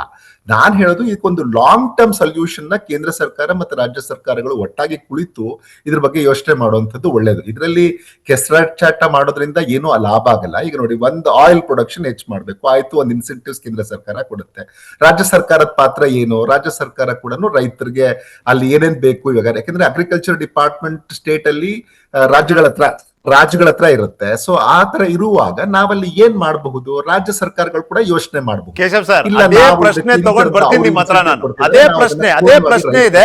ಫಸ್ಟ್ ಇಲ್ಲಿ ಪೊಲಿಟಿಕಲ್ ರೆಪ್ರೆಸೆಂಟೇಟಿವ್ಸ್ ಯಾರಿದ್ದಾರೆ ಅವ್ರ ಹತ್ರ ಮಾತಾಡ್ಬಿಡ್ತೀನಿ ಈ ವಿಷಯದಲ್ಲಿ. ಕೆಲಸವನ್ನ ಮಾಡಬಹುದು. ಆ ತರದಲ್ಲಿ ಜಂಟಿಯಾಗಿ ಹೋದ್ರೆ ಮಾತ್ರ, ಕೈ ಜೋಡಿಸಿದ್ರೆ ಮಾತ್ರ ಈ ರಾಷ್ಟ್ರದಲ್ಲಿ ಈ ತರ ಪದೇ ಪದೇ ಬೆಲೆಗಳು, ಅದರಲ್ಲಿ ಎಸ್ಪೆಷಲಿ ಕೃಷಿಯ ಬೆಲೆಗಳು ಈ ತರದಲ್ಲಿ ಹೆಚ್ಚಳ ಆಗುವಂತದ್ದು. ಈರುಳ್ಳಿ ಬೆಲೆ, ಈರುಳ್ಳಿ ಇಲ್ಲದೆ ಇದ್ರೆ ಇವತ್ತು ಬಹುಶಃ ನಾವು ತಿಂಡಿಯನ್ನ ಕಲ್ಪಿಸ್ಕೊಳ್ಳಕ್ಕಾಗಲ್ಲ. ಪ್ರತಿದಿನದ ಬೆಳಗ್ಗೆಯ ತಿಂಡಿಗೆ ನಮ್ಗೆ ಈರುಳ್ಳಿ ಬೇಕಾಗತ್ತೆ. ಆದ್ರೆ ಇವತ್ತಿನ ಸ್ಥಿತಿ ನೋಡಿ ಏನಾಗ್ತಾ ಇದೆ, ಒಂದೇ ಸರಿ ದಿಢೀರ್ನೆ ನಮ್ಗೆ ಸಪ್ಲೈ ಚೈನ್ ಪ್ರಾಬ್ಲಮ್ ಆಯ್ತು, ಮಳೆ ಇಲ್ಲ, ಹಂಗಾಗಿ ಏನಾಗಿದೆ ಇವಾಗ ಈರುಳ್ಳಿಯ ಬೆಲೆ ಗಗನಕ್ಕೆ ಏರ್ತಾ ಇದೆ. ಬಂದೆ ಅದಕ್ಕೂ ಬರ್ತೀನಿ, ಈರುಳ್ಳಿ ಬೆಲೆಗೂ ಬರ್ತೀನಿ. ತರಕಾರಿ, ಬೇರೆ ಎಲ್ಲಾ ತರಕಾರಿಗಳ ಬೆಲೆ ಏನಾಯ್ತು? ಹಣ್ಣಿನ ಬೆಲೆ ಏನಾಯ್ತು? ಯಾಕೆ ಗ್ರಾಮೀಣ ಭಾಗದಲ್ಲಿ ಹಣದುಬ್ಬರ ದರ ನಗರ ಭಾಗಕ್ಕಿಂತ ಜಾಸ್ತಿ ಇದೆ? ಈ ರೀತಿ 16 ಪ್ರಶ್ನೆಗಳಿದೆ. ಮೇಡಮ್, ನಿಮಗ್ ಕೇಳೋದು, ನೀವು ಕ್ವಾಂಟಿಟಿ ಮತ್ತೆ ಕ್ವಾಲಿಟಿನಲ್ಲಿ ಕಾಂಪ್ರಮೈಸ್ ಆಗುವಂತ ಪರಿಸ್ಥಿತಿ ಇದೆಯಾ? ಯಾವ್ದಾದ್ರೂ ಒಂದು ನೀವು 2-3 kg ತಗೊಳ್ಳುವಂತದ್ದು ಇವತ್ತಿನ ದಿನ 1-1.5 kg ಸೆಟ್ಲ್ ಆಗುವಂತ ಒಂದು ಅವಶ್ಯಕತೆ ನಿಮ್ಮ ಜೀವನದಲ್ಲಿ ಬಂದಿದ್ಯಾ? ಅಟ್ ದ ಸೇಮ್ ಟೈಮ್ ಯಾವ್ದೋ ಒಂದು ಪ್ರೀಮಿಯಂ ಕ್ವಾಲಿಟಿದು ಏನೋ ತಗೊಳಕ್ ಹೋಗಿದಾಗ ಇವಾಗ ಅದನ್ನ ನಾರ್ಮಲ್ ತಗೊಳ್ಳುವಂತ ಪರಿಸ್ಥಿತಿ ಬಂದಿದ್ಯಾ? ಪ್ಲೀಸ್. ಡೆಫಿನೆಟ್ಲಿ ಆ ಪರಿಸ್ಥಿತಿ ಬಂದಿದೆ.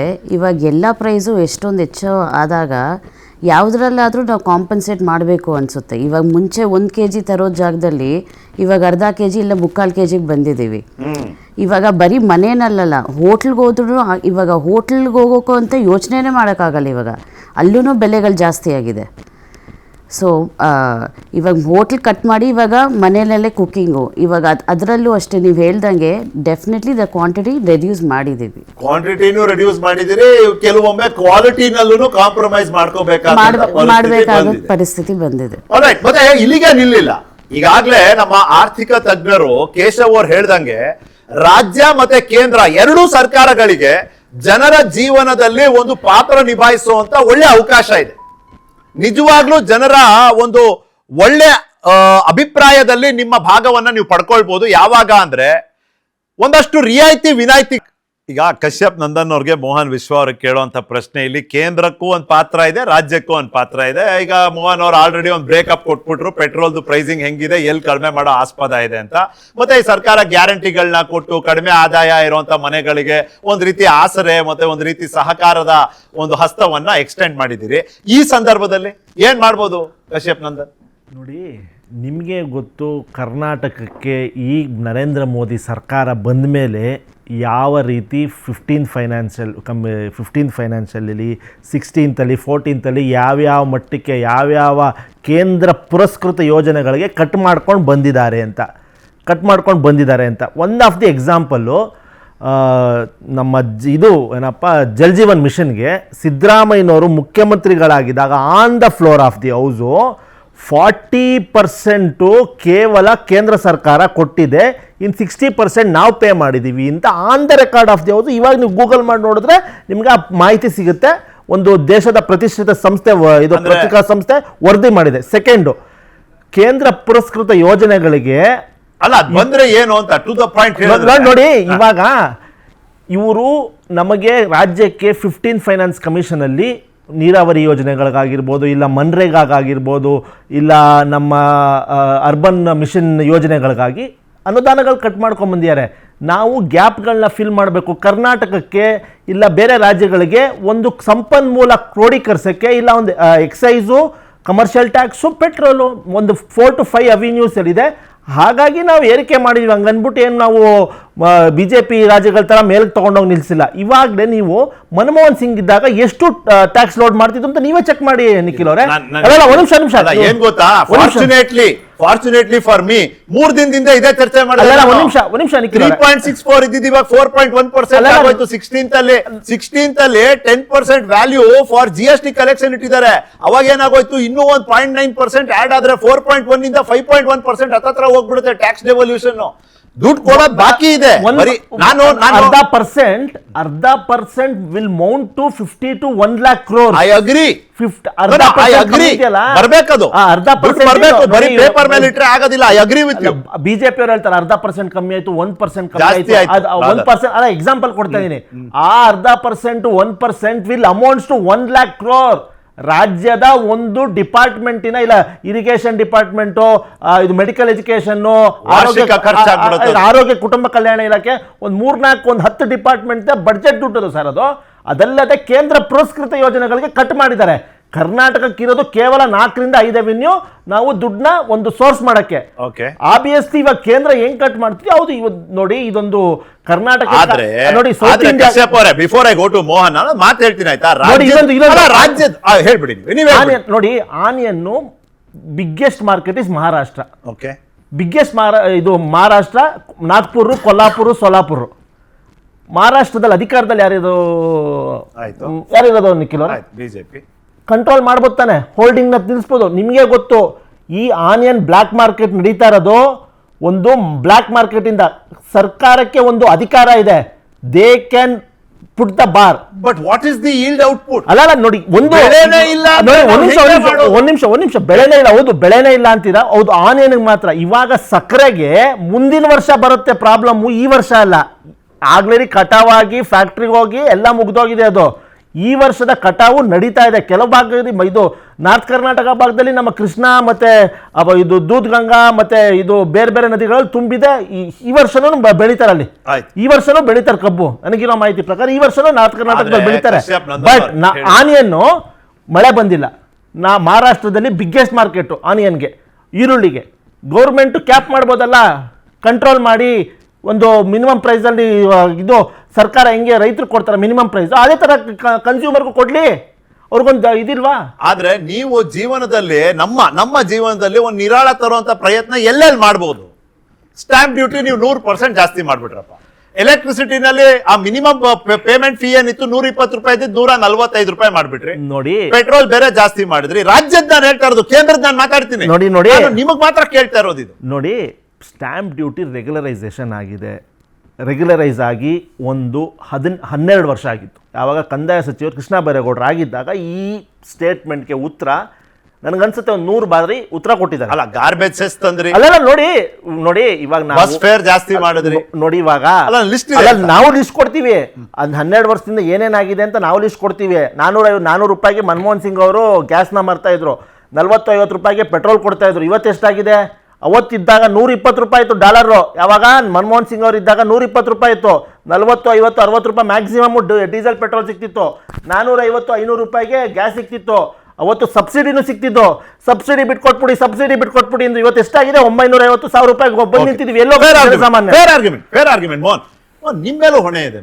ಅವ್ರು ಮಾಡಿರ್ಬೋದು, ಅವ್ರು ಮಾಡಿದಾರೆ ಅಂತ ನೀವು ಮಾಡ್ಬೇಕು ಅನ್ನೋದೇನಿಲ್ವಲ್ಲ. ನಮ್ ಜೀವನಕ್ಕೆ ನಿರಾಳ ತರೋ ಜವಾಬ್ದಾರಿ ನಿಮ್ಮೇಲೂ ಇದೆ. ನೀವ್ ಯಾಕೆ ತರ್ತಿಲ್ಲ? ಸರ್, ಈಗ ನಾನು ಫಸ್ಟ್ ಈರುಳ್ಳಿ ಬಗ್ಗೆ ಮಾತಾಡಲ್ಲ, ಆಮೇಲೆ ಡೆವಲ್ಯೂಷನ್ ಬಗ್ಗೆ ಮಾತಾಡಲಿ. ಏನ್ ಮಾತಾಡಲಿ? ಇಲ್ಲ, ಫಸ್ಟ್ ಈರುಳ್ಳಿ ಮಾತಾಡಿ. ಈರುಳ್ಳಿ ಮಹಾರಾಷ್ಟ್ರ ಬಗ್ಗೆ ನನ್ನ ಸ್ನೇಹಿತರು ಹೇಳಿದ್ರು.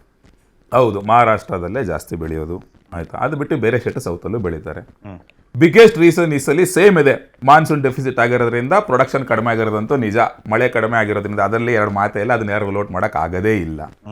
ಈಗ ಲೇಟೆಸ್ಟ್ ಅಪ್ಡೇಟು ಏನಾಗಿದೆ ಅಂತ ಹೇಳಿದ್ರೆ, ಸರ್ಕಾರ ಆಲ್ಮೋಸ್ಟ್ 2 ಲಕ್ಷ ಮೆಟ್ರಿಕ್ ಟನ್ ಅಷ್ಟು ಈರುಳ್ಳಿಯನ್ನ ಪರ್ಚೇಸ್ ಮಾಡಬೇಕು ರೈತರಿಂದ ಅಂತ ಹೇಳಿ ಬಡ್ಜೆಟ್ ಎತ್ತಿಟ್ಕೊಂಡಿದ್ರೆ ಪರ್ಚೇಸ್ ಮಾಡೋಕ್ಕಾಗಿರೋದು ಬರೀ 1,20,000 ಮೆಟ್ರಿಕ್ ಟನ್ ಅಷ್ಟೇ.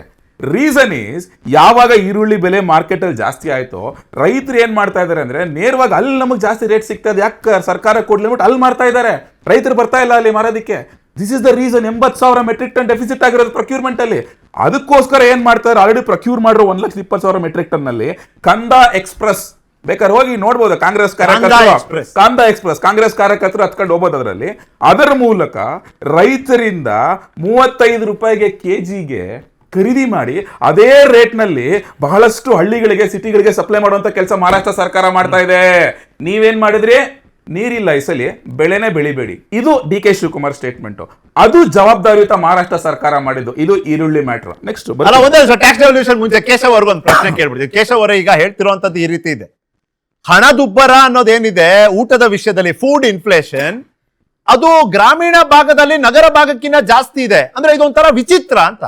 ಯಾರು ಬೆಳೀತಾರೆ ಅವರೇ ಹೆಚ್ಚಿನ ಬೆಲೆ ಕೊಟ್ಟುವಂಥದ್ದು. ಸರ್, ಕೆನ್ ಯು ಪ್ಲೀಸ್ ನಮ್ಗೆ ಅರ್ಥ ಆಗೋದ್ ರೀತಿ can you please explain this sir, ಯಾಕೆ ಈ ತರ ಆಗ್ತಿದೆ?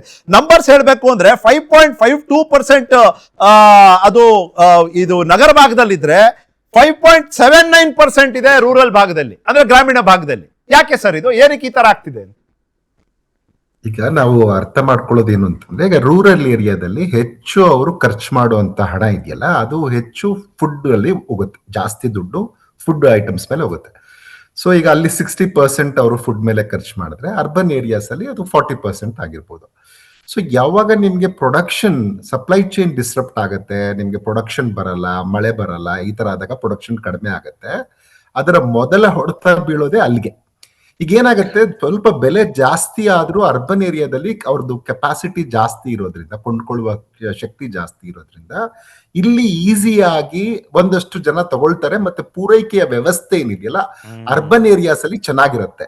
ನೀವು ಒಂದ್ ಕಡೆಗಿಂದ ಒಂದ್ ಕಡೆಗೆ ಸರಬರಾಜು ಮಾಡುವ ಕೆಲಸ ಅರ್ಬನ್ ಏರಿಯಾಸ್ ಅಲ್ಲಿ ಸುಲಭವಾಗಿ ಬೇಗ ಆಗುತ್ತೆ. ರೂರಲ್ ಏರಿಯಾಗೆ ಅದು ಆಗುವಂತ ತಡ ಆಗೋದ್ರಿಂದ ಏನಾಗುತ್ತೆ, ನಿಮ್ಗೆ ನ್ಯಾಚುರಲಿ ಅಲ್ಲಿ ಫುಡ್ ಇನ್ಫ್ಲೇಷನ್ ಜಾಸ್ತಿ ಕಾಣುತ್ತೆ. ಸೊ ಈ 2 ರೀಸನ್ ಮೇನ್ ಆಗಿ ನಾವು ನೋಡ್ಬೋದು. ಆದ್ರೆ ಇದು ಈರುಳ್ಳಿ ಬಗ್ಗೆ ಮಾತಾಡುವಾಗ ಅದು ಎಷ್ಟು ಎಲಾಸ್ಟಿಕ್ ಆಗಿದೆ ಅಂತಂದ್ರೆ, ಬೆಲೆ ಸ್ವಲ್ಪ ಪ್ರೊಡಕ್ಷನ್ ತುಂಬಾ ಕಡಿಮೆ ಆಗಿಲ್ಲ ಹಾಗೆ ನೋಡಿದ್ರೆ, ಆದ್ರೆ ಸ್ವಲ್ಪ ಕಡಿಮೆ ಆದ್ರೇನು ಕೆಲವು ಪ್ರಾಡಕ್ಟ್ಸ್ ಏನಾಗುತ್ತೆ ಬೆಲೆ ಹಾಗೇನೆ ಏರ್ಬಿಡುತ್ತೆ. ಸೊ ಇದಕ್ಕೆ ನಾವು ಪ್ರೈಸ್ ಎಲಾಸ್ಟಿಸಿಟಿ ಎಷ್ಟಿದೆ ಅನ್ನೋಂಥದನ್ನ ಮಾತಾಡ್ತಿರ್ತೀವಿ. ಸೊ ಅದಕ್ಕೆ ತುಂಬಾ ಎಲಾಸ್ಟಿಸಿಟಿ ಇರೋದ್ರಿಂದ ಒಂದ್ ಸ್ವಲ್ಪ ಇದಾದ ತಕ್ಷಣ ಅದು ಬೆಲೆ ಜಂಪ್ ಆಗಿ ಇವತ್ತು ನಮ್ಗೆ ಈರುಳ್ಳಿಯ ಬೆಲೆ ಕಾಣಿಸ್ತಾ ಇದೆ. ಈಗ ಏನು ಸರ್ಕಾರಗಳು ಮಾಡಿರ್ಬೋದಿತ್ತು ಅಂತಂದ್ರೆ, ಇಲ್ಲ ಈಗ ನಾವೆಲ್ಲರೂ ಮಾತಾಡ್ತಿದ್ದೀವಿ, ಆದ್ರೆ ಈಗ PDS ಅಂತ ಒಂದು ವ್ಯವಸ್ಥೆ ನಮ್ಮಲ್ಲಿ ಇದೆ, ಎಲ್ಲಾ ರಾಜ್ಯಗಳಲ್ಲಿ PDS ವ್ಯವಸ್ಥೆ ಇದೆ. ಇಂಥ ದುಬಾರಿ ಸಂದರ್ಭದಲ್ಲಿ ಒಂದಷ್ಟು PDS ಮೂಲಕ ಕೊಟ್ಟಿದ್ದಿದ್ರೆ ಇಷ್ಟೊಂದು ಜನಕ್ಕೆ ಇದರ ಬಿಸಿ ತಟ್ತಾ ಇರ್ಲಿಲ್ಲ ಅಂತ ನನ್ಗನ್ಸುತ್ತೆ. ಒಂದು Keshav sir if you can please add, ಯಾವ ರೀತಿಯ ಬೇರೆ ವಿನಾಯಿತಿ ಕೊಡ್ಬೋದು? ಈಗ ಇಲ್ಲಂತೂ ನಮಗೆ ಜಾಸ್ತಿ ಖರ್ಚು ಆಗ್ತಿದೆ, ಅದು ಅನಿವಾರ್ಯ ಅಂತ ನಾವೆಲ್ಲರೂ ಒಪ್ಪೋಣ. For the next 2 minutes let's say ನಾವು ಒಪ್ಪಿಬಿಡ್ತೀವಿ, ಅನಿವಾರ್ಯ ಇದೆ, ನಾವು ಖರ್ಚು ಮಾಡ್ಲೇಬೇಕು, ದಟ್ಸ್ ಫೈನ್. ಬಟ್ ನನ್ ಜೋಬಲಾರು ಜಾಸ್ತಿ ದುಡ್ಡು ಉಳಿಸ್ಕೊಳ್ಳೋದಕ್ಕೊಂದು ಅವಕಾಶ ಮಾಡ್ಕೊಡಿಯಲ್ಲ ಸರ್ಕಾರ.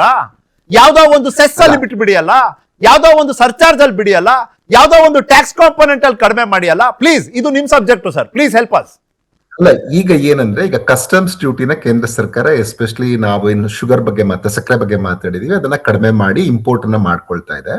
ಈಗ ರಾಜ್ಯ ಸರ್ಕಾರಗಳ ಬಗ್ಗೆ ಬಂದಾಗ ನಾನು ಹೇಳ್ತಾ ಅದಕ್ಕೆ ಒಂದು PDS ಬಗ್ಗೆ ನಾನು ಹೇಳಿದೆ. ಈಗ ರೇಷನ್ ಅಂಗಡಿಯ ಮೂಲಕ ಇಂಥ ಸಂದರ್ಭದಲ್ಲಿ, ಯಾಕಂದ್ರೆ ಒಂದು ವೆಲ್ ಡೆವಲಪ್ಡ್ ನೆಟ್ವರ್ಕ್ ನಮ್ಮಲ್ಲಿ ಇದೆ, ಈ ವೆಲ್ ಡೆವಲಪ್ಡ್ ನೆಟ್ವರ್ಕ್ ನ ಬಳಸ್ಕೊಂಡು ಯಾಕೆ ನಾವು ಕನ್ಸೆಷನ್ ರೇಟ್ ಅಲ್ಲಿ ಈ ಟೈಮ್ ಅಲ್ಲಿ ಮಾತ್ರ, ಈಗ ಸಕ್ಕರೆ ಒಂದು ಬಾಸ್ಕೆಟ್ ಅಲ್ಲಿ ಕೊಡೋದು, ನಾವು ಬರೀ ಅಕ್ಕಿ ಕೊಡ್ತಿದೀವಿ, ರಾಗಿ ಕೊಡ್ತಿದೀವಿ, ಅದರ ಜೊತೆಗೆ ಇಂಥ ಟೈಮ್ ಅಲ್ಲಿ ಯಾಕೆ ನಾವು ಒಂದು ಕುಟುಂಬಕ್ಕೆ 2 kg 3 kg ಸಕ್ಕರೆಯನ್ನ ಕೊಡುವಂಥದ್ದು ಅಥವಾ ಈರುಳ್ಳಿಯನ್ನ ಕೊಡುವಂಥದ್ದು, ಈ ತರದ್ ಈ ಟೈಮ್ ಅಲ್ಲಿ ಮಾಡಿದ್ರೆ ನಿಮ್ಗೆ ಮಾರ್ಕೆಟ್ ಸ್ಟೆಬಿಲೈಸ್ ಈಸಿಯಾಗಿ ಆಗತ್ತೆ ಅಂತ ನಾನು ಹೇಳುದು.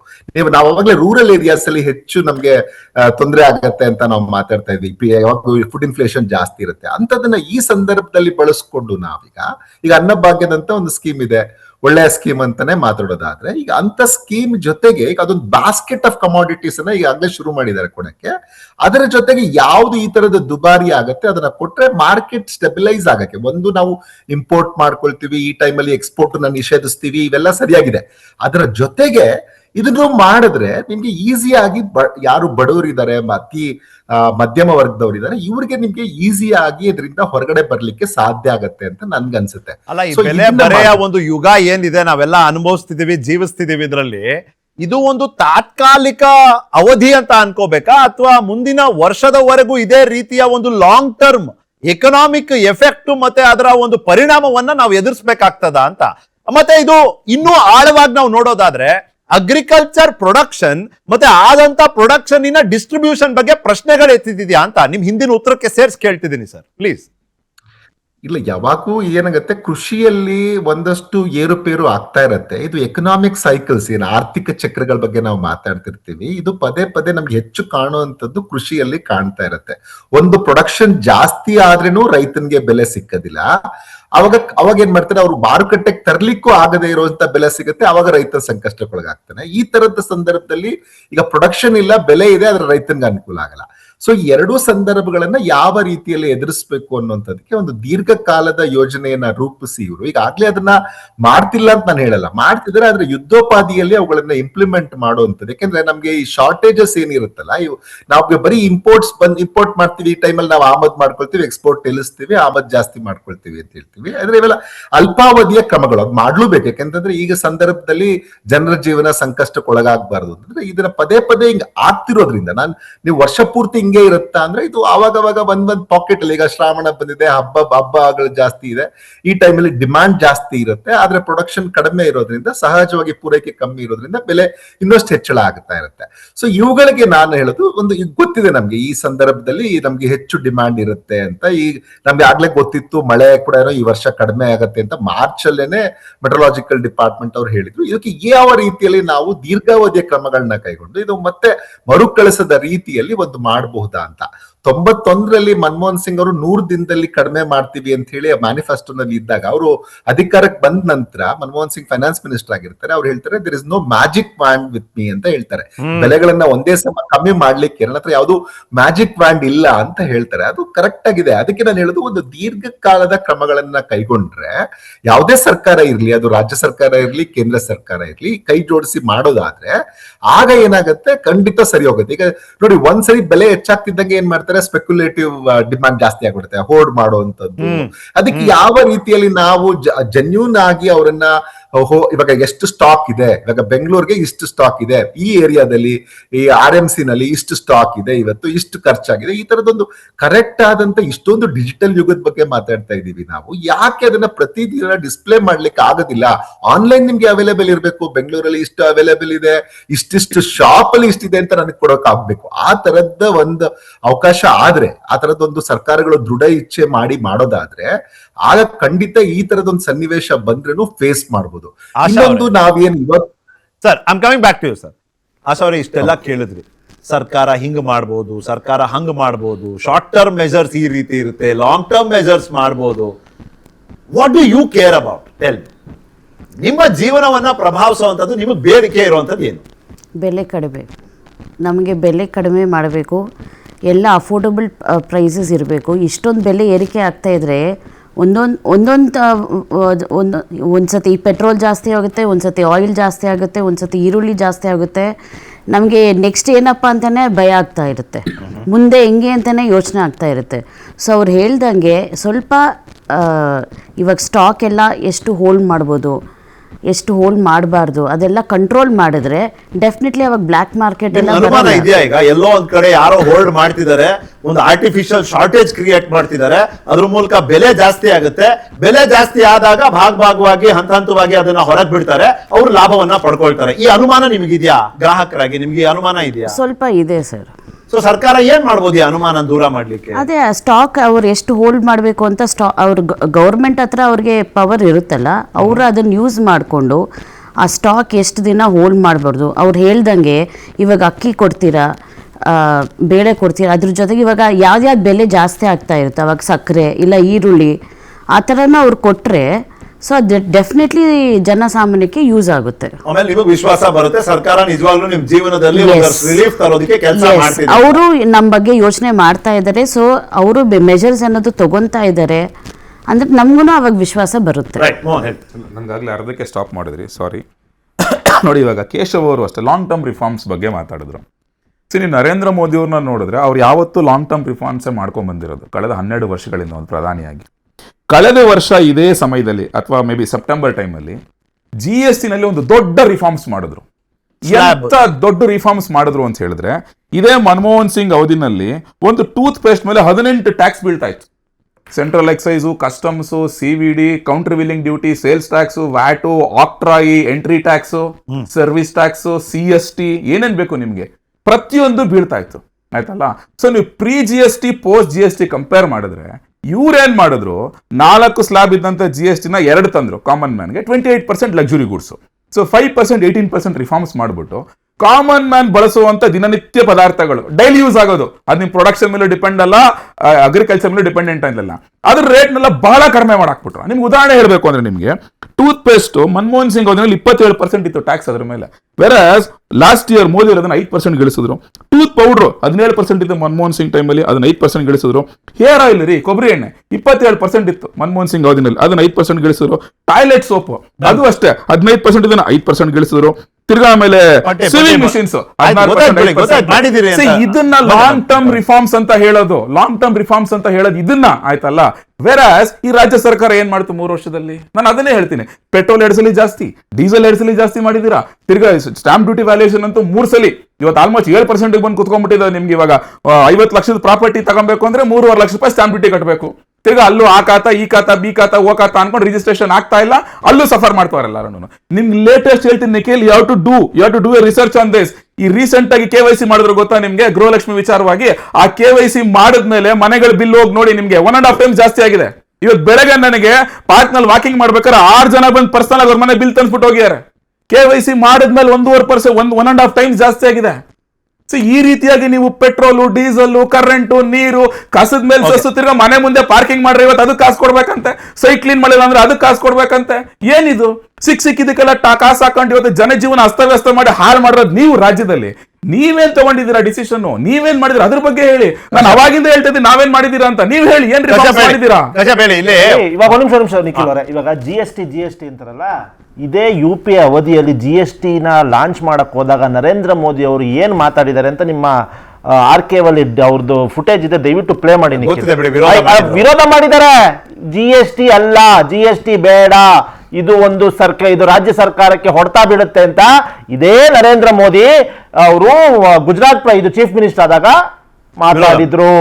ಇದೇ ಗುಜರಾತ್ ಚೀಫ್ ಮಿನಿಸ್ಟರ್ ಆದಾಗ ಮಾತಾಡಿದ್ರು. ದಯವಿಟ್ಟು ಆರ್ಕೆ ಇದ್ರೆ ಸ್ವಲ್ಪ ಪ್ಲೇ ಮಾಡಿಸಿ. ಸೆಕೆಂಡು 12 ಗಂಟೆ ರಾತ್ರಿಯಲ್ಲಿ ಇದು 2016 ಗಂಟೆ ಬಾರಿಸಿ GST ಮಾಡಿದ್ರು. ಇದು GST ಅನ್ನೋದು ಒಂದು ನಮ್ಮ ಮನಮೋಹನ್ ಸಿಂಗ್ ಅವರ ಒಂದು ಬ್ರೈನ್ ಚೈಲ್ಡು, ಅದನ್ನ ಇಂಪ್ಲಿಮೆಂಟ್ ಮಾಡಿದ್ದಾರೆ. ಸೆಕೆಂಡು, ರಾಹುಲ್ ಗಾಂಧಿ ಅವರು GST ನ 2 ಸ್ಲ್ಯಾಬ್ ಮಾಡಬೇಕು ಅಂತ ಇಲ್ಲಿವರೆಗೂ ಒಂದು 100 ಪ್ರೆಸ್ ಕಾನ್ಫರೆನ್ಸ್ ಅಲ್ಲಿ ಹೇಳಿದ್ದಾರೆ. 100 ಪ್ರೆಸ್ ಕಾನ್ಫರೆನ್ಸ್ ಅಲ್ಲಿ ಹೇಳಿದ್ದಾರೆ. ಆಮೇಲೆ ಇದು 2 ಸ್ಲ್ಯಾಬ್ ಆಗಿರೋದು BJP ಮಿತ್ರರಿಗೆ ಇದು ಈ ವಿಷಯ ಗೊತ್ತಿಲ್ಲ ಅನ್ಸುತ್ತೆ. BJP ಮಿತ್ರರಿಗೆ ವಿಷಯ ಗೊತ್ತಿಲ್ಲ ಅನ್ಸುತ್ತೆ. ಥರ್ಡು, ಇವರು ಬೆಲೆ ಏರಿಕೆ, ರಾಜ್ಯ ಸರ್ಕಾರ ಬೆಲೆ ಏರಿಕೆ ಅಂತಾರಲ್ಲ, 2014ರಿಂದ 2020 ಇಲ್ಲಿವರೆಗೂ ಕೂತಿರೋವರೆಗೂ ಎಷ್ಟು ಬೆಲೆ ಏರಕ್ಕಾಗಿದೆ? ಎಲ್ಲರೂ ಒಂದು ಸೈಡ್ಗೆ ಇಟ್ಬೋಣ. ಒಂದು ಟ್ರಕ್ಕು ಇವತ್ತು ಬೆಂಗಳೂರಿಂದ ಬಿಜಾಪುರ್ಗೆ ಹೋಗ್ಬಿಟ್ಟು ಬಂದ್ರೆ ಎಷ್ಟು ಪೇ ಮಾಡ್ತಾನೆ ಅಂತ ಗೊತ್ತಿದೆ ನಿಖಿಲ್ ಅವರೇ ನಿಮ್ಗೆ? ಟೋಲಲ್ಲಿ 3,500 ರೂಪಾಯಿ ಒಂದು ಸೈಡ್, ಒಂದು ಸೈಡು 3,500 ರೂಪಾಯಿ, ಆ ಕಡೆಯಿಂದ 3,500 ರೂಪಾಯಿ. ಬೆಂಗಳೂರಿಂದ ಮೈಸೂರಿಗೆ ಹೋದ್ರೆ ನೀವು ಎಷ್ಟು ಕೊಡ್ತಿದ್ರಿ ನಿಖಿಲ್ ಅವರೇ? ಮುಂಚೆ ಕಡಿಮೆ ಇತ್ತು. 2023 ಎಲೆಕ್ಷನ್ ಇದು ಅನೌನ್ಸ್ ಆಗೋ ಹಿಂದಿನ ದಿವಸನೇ ಪ್ರತಾಪ್ ಸಿಂಹ ಅವ್ರ ಸ್ಟೇಟ್ಮೆಂಟ್ ತೆಗೀರಿ. ಸ್ವಲ್ಪ ಪ್ರತಾಪ್ ಸಿಂಹ ಅವರೇ ಇದು ಸ್ಟೇಟ್ಮೆಂಟ್ ತೆಗೀರಿ. ಎಷ್ಟು ಇನ್ಕ್ರೀಸ್ ಮಾಡಿದ್ದಾರೆ? 80 ರೂಪಾಯಿ ಇನ್ಕ್ರೀಸ್ ಮಾಡಿದ್ದಾರೆ. ಇದೇನು ಬೆಲೆ ಏರಿಕೆ? ನಮ್ಮಂತವ್ರಿಗೆ ನನಗೂ ಆಶಾ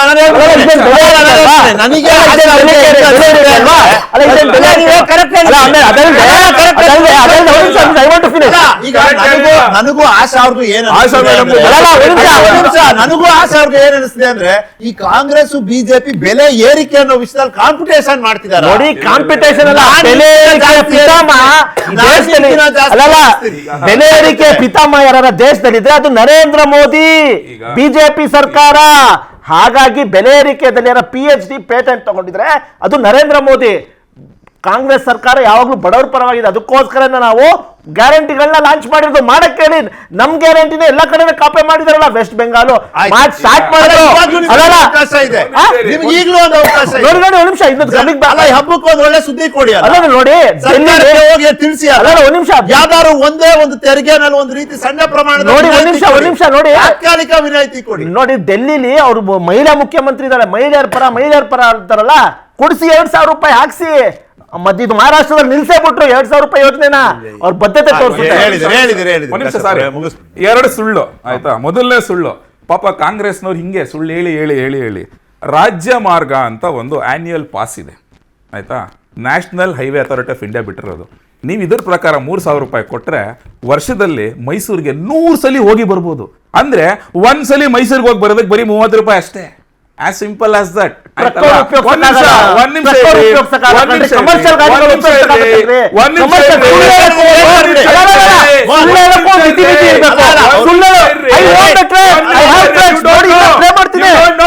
ಆಯ್ತು, ನಿಮ್ ಟೈಮ್ ನೋಡಿ, ಓಪನ್ ಮಾಡಿ ನೋಡಿ.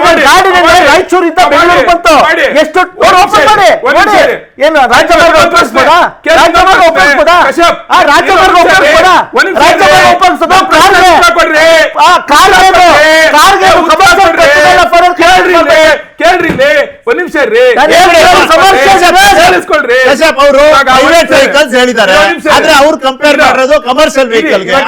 ಈಗ ಟೋಲ್ ಬಗ್ಗೆ ಮಾತ್ರಲ್ಲನಪ್ಪ, 2004ರಿಂದ 2014 ರಾಜ್ಯದಲ್ಲಿ ದೇಶದಲ್ಲಿ ಹೈವೇಗಳು ಇತ್ತಲ್ವೇನಪ್ಪ, ಕರೆಕ್ಟ್ ಅಲ್ಲ? ಇದೇ ಬೆಂಗಳೂರು ಹುಬ್ಳಿ, ಬೆಂಗಳೂರು ದಾವಣಗೆರೆ ಹೋಗ್ತಿದ್ವಲ್ಲ, ಅವಾಗೇನ್ ಫ್ರೀಯಾಗಿ ಹೋಗ್ತಿದ್ರು ಜನ? ಅವಾಗೇನ್ ಟೋಲ್ ಕೊಡ್ತಾ ಇರ್ಲಿಲ್ವಾ? ಅವಾಗೇನ್ ಟೋಲ್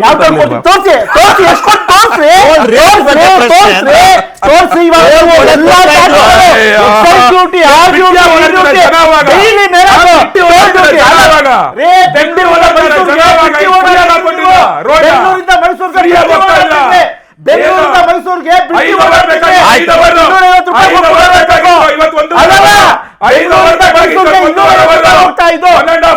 ಬೆಂಗಳೂರಿಂದ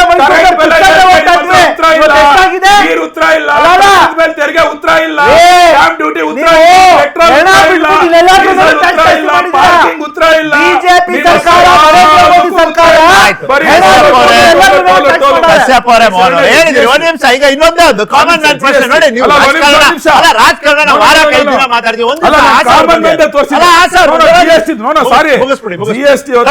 ಅವತ್ತು ನರೇಂದ್ರ ಮೋದಿ ಅವರು ಚೇಂಜಸ್ ಮಾಡಕ್ ಹೇಳಿದ್ದು ಚಿದಂಬರಂ ಪ್ರಪೋಸ್ ಮಾಡಿದಂತ ವರ್ಸ್ಟ್ GST ಮೆಷರ್ ಆಯ್ತಲ್ಲ.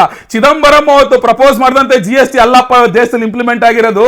ಚಿದಂಬರಂ ಪ್ರಪೋಸ್ ಮಾಡಿದಂತ GST ಅಂದ್ರೆ ಅವತ್ತು ಇಂಪ್ಲಿಮೆಂಟ್ ಆಗಿದ್ರೆ ನಿಜವಾದ ರಾಜ್ಯಗಳಲ್ಲಿ ಸಮಸ್ಯೆ ಆಗ್ತಾ ಇತ್ತು. ಇದನ್ನ ಚೇಂಜಸ್ ಮಾಡಿ ಇಂಪ್ಲಿಮೆಂಟ್ ಮಾಡೋದು. ಬ್ಯಾಕ್ ಟು ದ ಪಾಯಿಂಟ್ ಬರೋಣ. Thank you Kashyap for your consideration. Madam, ನೀವು ಸೂಪರ್ ಮಾರ್ಕೆಟ್ ಅಲ್ಲೂ ಮತ್ತೆ ಒಂದು ನಾರ್ಮಲ್ ಶಾಪ್ ನಲ್ಲೂ ವ್ಯತ್ಯಾಸ ನೋಡ್ತಾ ಇದ್ದೀರಾ? ಬೆಲೆಯ ವ್ಯತ್ಯಾಸ.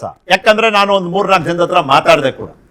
ಅವ್ರು ಹೇಳಿದ್ರು ಸೂಪರ್ ಮಾರ್ಕೆಟ್ ನಲ್ಲೇ ಒಂದು ರೇಟ್ ಇದೆ, ನಮ್ಮ ರೆಗ್ಯುಲರ್ ಶಾಪ್ ಅಲ್ಲೇ ಒಂದು ಬೇರೆ ರೇಟ್ ಇದೆ. ನಿಮ್ಮ ಅನುಭವ ಏನು ಅಂತ ಈ ವಿಷಯದಲ್ಲಿ? ಹೌದು, ಸೂಪರ್ ಮಾರ್ಕೆಟಲ್ಲೇ ಒಂದು ರೇಟ್ ಇರುತ್ತೆ, ಇಲ್ಲೇ ಒಂದು ರೇಟ್ ಇರುತ್ತೆ. ಜಾಸ್ತಿ ಇದೆ ಸೂಪರ್ ಮಾರ್ಕೆಟ್. ಹೌದು. ಯಾಕೆ ಅಂತ ಅನ್ಸುತ್ತೆ ಮೇಡಮ್? ಬ್ರಾಂಡೆಡ್ ಅಂತನಾ, ಅಥವಾ ಅವರು ಬಾಡಿಗೆ ಕಟ್ಟಬೇಕು ಅಂತನಾ, ಅಥವಾ ನಿಜವಾಗ್ಲೂ ಬೆಲೆನೇ ಜಾಸ್ತಿ ಆಗಿದೆ ಅಂತಾನ? ಬಿಕಾಸ್ ಈರುಳ್ಳಿ ಒಂದೇ, ಟೊಮೆಟೊ ಒಂದೇ, ಸ್ಪೈಸಸ್ ಕೂಡ ಅದೇನೆ. ಹಿಂಗಿದ್ದಾಗ ಒಂದು ಸೂಪರ್ ಮಾರ್ಕೆಟಿಗೂ ಒಂದು ರೆಗ್ಯುಲರ್ ಶಾಪಿಗೂ ದೊಡ್ಡ ವ್ಯತ್ಯಾಸ ಇದೆ ಅಂತ ನಾನು ಒಂದು ನಂಬರ್ ಏನಕ್ಕೆ ಇಲ್ಲಿ ಹೇಳ್ತಾ ಇಲ್ಲ ಅಂದ್ರೆ, ಪ್ರತಿ ಸೂಪರ್ ಮಾರ್ಕೆಟ್ ಅಲ್ಲೂ ಹಾಗೆ ಇರಬೇಕು ಅಂತಿಲ್ಲ, ಒಂದು ಜನರಲ್ ನಂಬರ್. ಮತ್ತೆ ನಾನು ಅವಾಗ್ಲಿಂದಾನು ರೇಟ್ ಕೋಟ್ ಮಾಡ್ತಿರೋದೆಲ್ಲ 22 ಪ್ರಾಡಕ್ಟ್ಗಳದ್ದು 555 ಮಾರ್ಕೆಟ್ ಜಾಗಗಳಲ್ಲಿ ಮಾಡಿರುವಂತಹ ಸರ್ವೆಯ ಒಂದು ಆವರೇಜ್ ವ್ಯಾಲ್ಯೂ ನಾನು ಕೋಟ್ ಮಾಡ್ತಿರೋದು. ಸ್ಕ್ರೀನ್ ಮೇಲೆ ಬರ್ತಿರೋದು ಕೂಡ ಅದೇನೆ.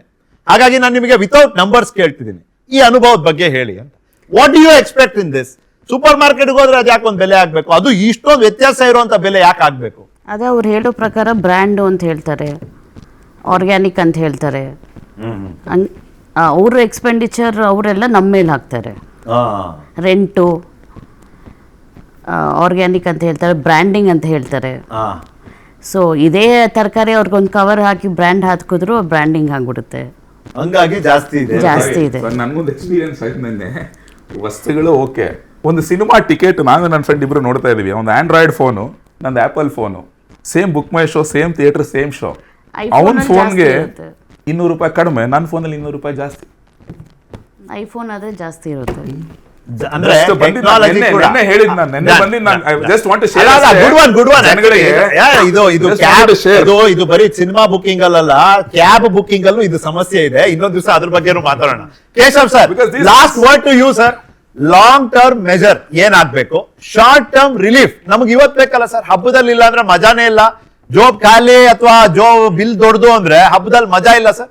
Short term and long term ನಿಮ್ಮ ಒಂದು ಅನಿಸಿಕೆ ಅಥವಾ ಸಲಹೆ ಅನ್ನೋದಾದ್ರೆ ಪ್ಲೀಸ್. ಕೇಳ್ತಿದ್ಯಾ ಕೇಶವ್ ಅವ್ರಿಗೆ? ಕೇಶವ್ ಸರ್ ಕೇಳ್ತಿದ್ಯಾ? ರಿಕನೆಕ್ಟ್ ಮಾಡಿ, ಚಾನ್ಸ್ ಇದ್ರೆ ಟೈಮ್ ಇದ್ರೆ ಅವ್ರ ಹತ್ರ ಮಾತಾಡ್ಬಿಡೋಣ. ಕಡೆದಾಗಿ ಕಶ್ಯಪ್ ಅವರೇ, ನೀವು ಕಾಂಗ್ರೆಸ್ ವಕ್ತಾರ ಅನ್ನೋದನ್ನ ಬಿಟ್ಬಿಡಿ. Mohan Vishwas same thing to you, ನೀವು ಬಿಜೆಪಿ ವಕ್ತಾರ ಅನ್ನೋದು ಬಿಟ್ಬಿಡಿ. ಒಬ್ಬ ಸಾಮಾನ್ಯನ ದೃಷ್ಟಿಕೋನದಿಂದ ಮಾತಾಡಿ. What do you expect Kashyap ಅವರು? ನೋಡಿ, ಬೆಲೆ ಏರಿಕೆ ಅನ್ನೋದೊಂದು ನಾವು ಹೇಳಬೇಕು, ವಾಸ್ತವ ಮಾತಾಡಬೇಕು ನಿಖಿಲ್ ಅವರೇ.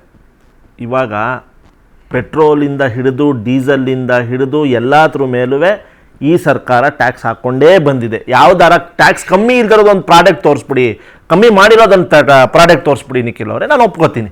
ಹಾಗಾಗಿ ಈ ನರೇಂದ್ರ ಮೋದಿ ಸರ್ಕಾರ ಒಂದು ಟ್ಯಾಕ್ಸ್ ಟೆರರಿಸಮ್ ಸರ್ಕಾರ ಅಂತ ಒಂದು ಪ್ರೂವ್ ಆಗಿದೆ, ರುಜುವಾತಾಗಿದೆ.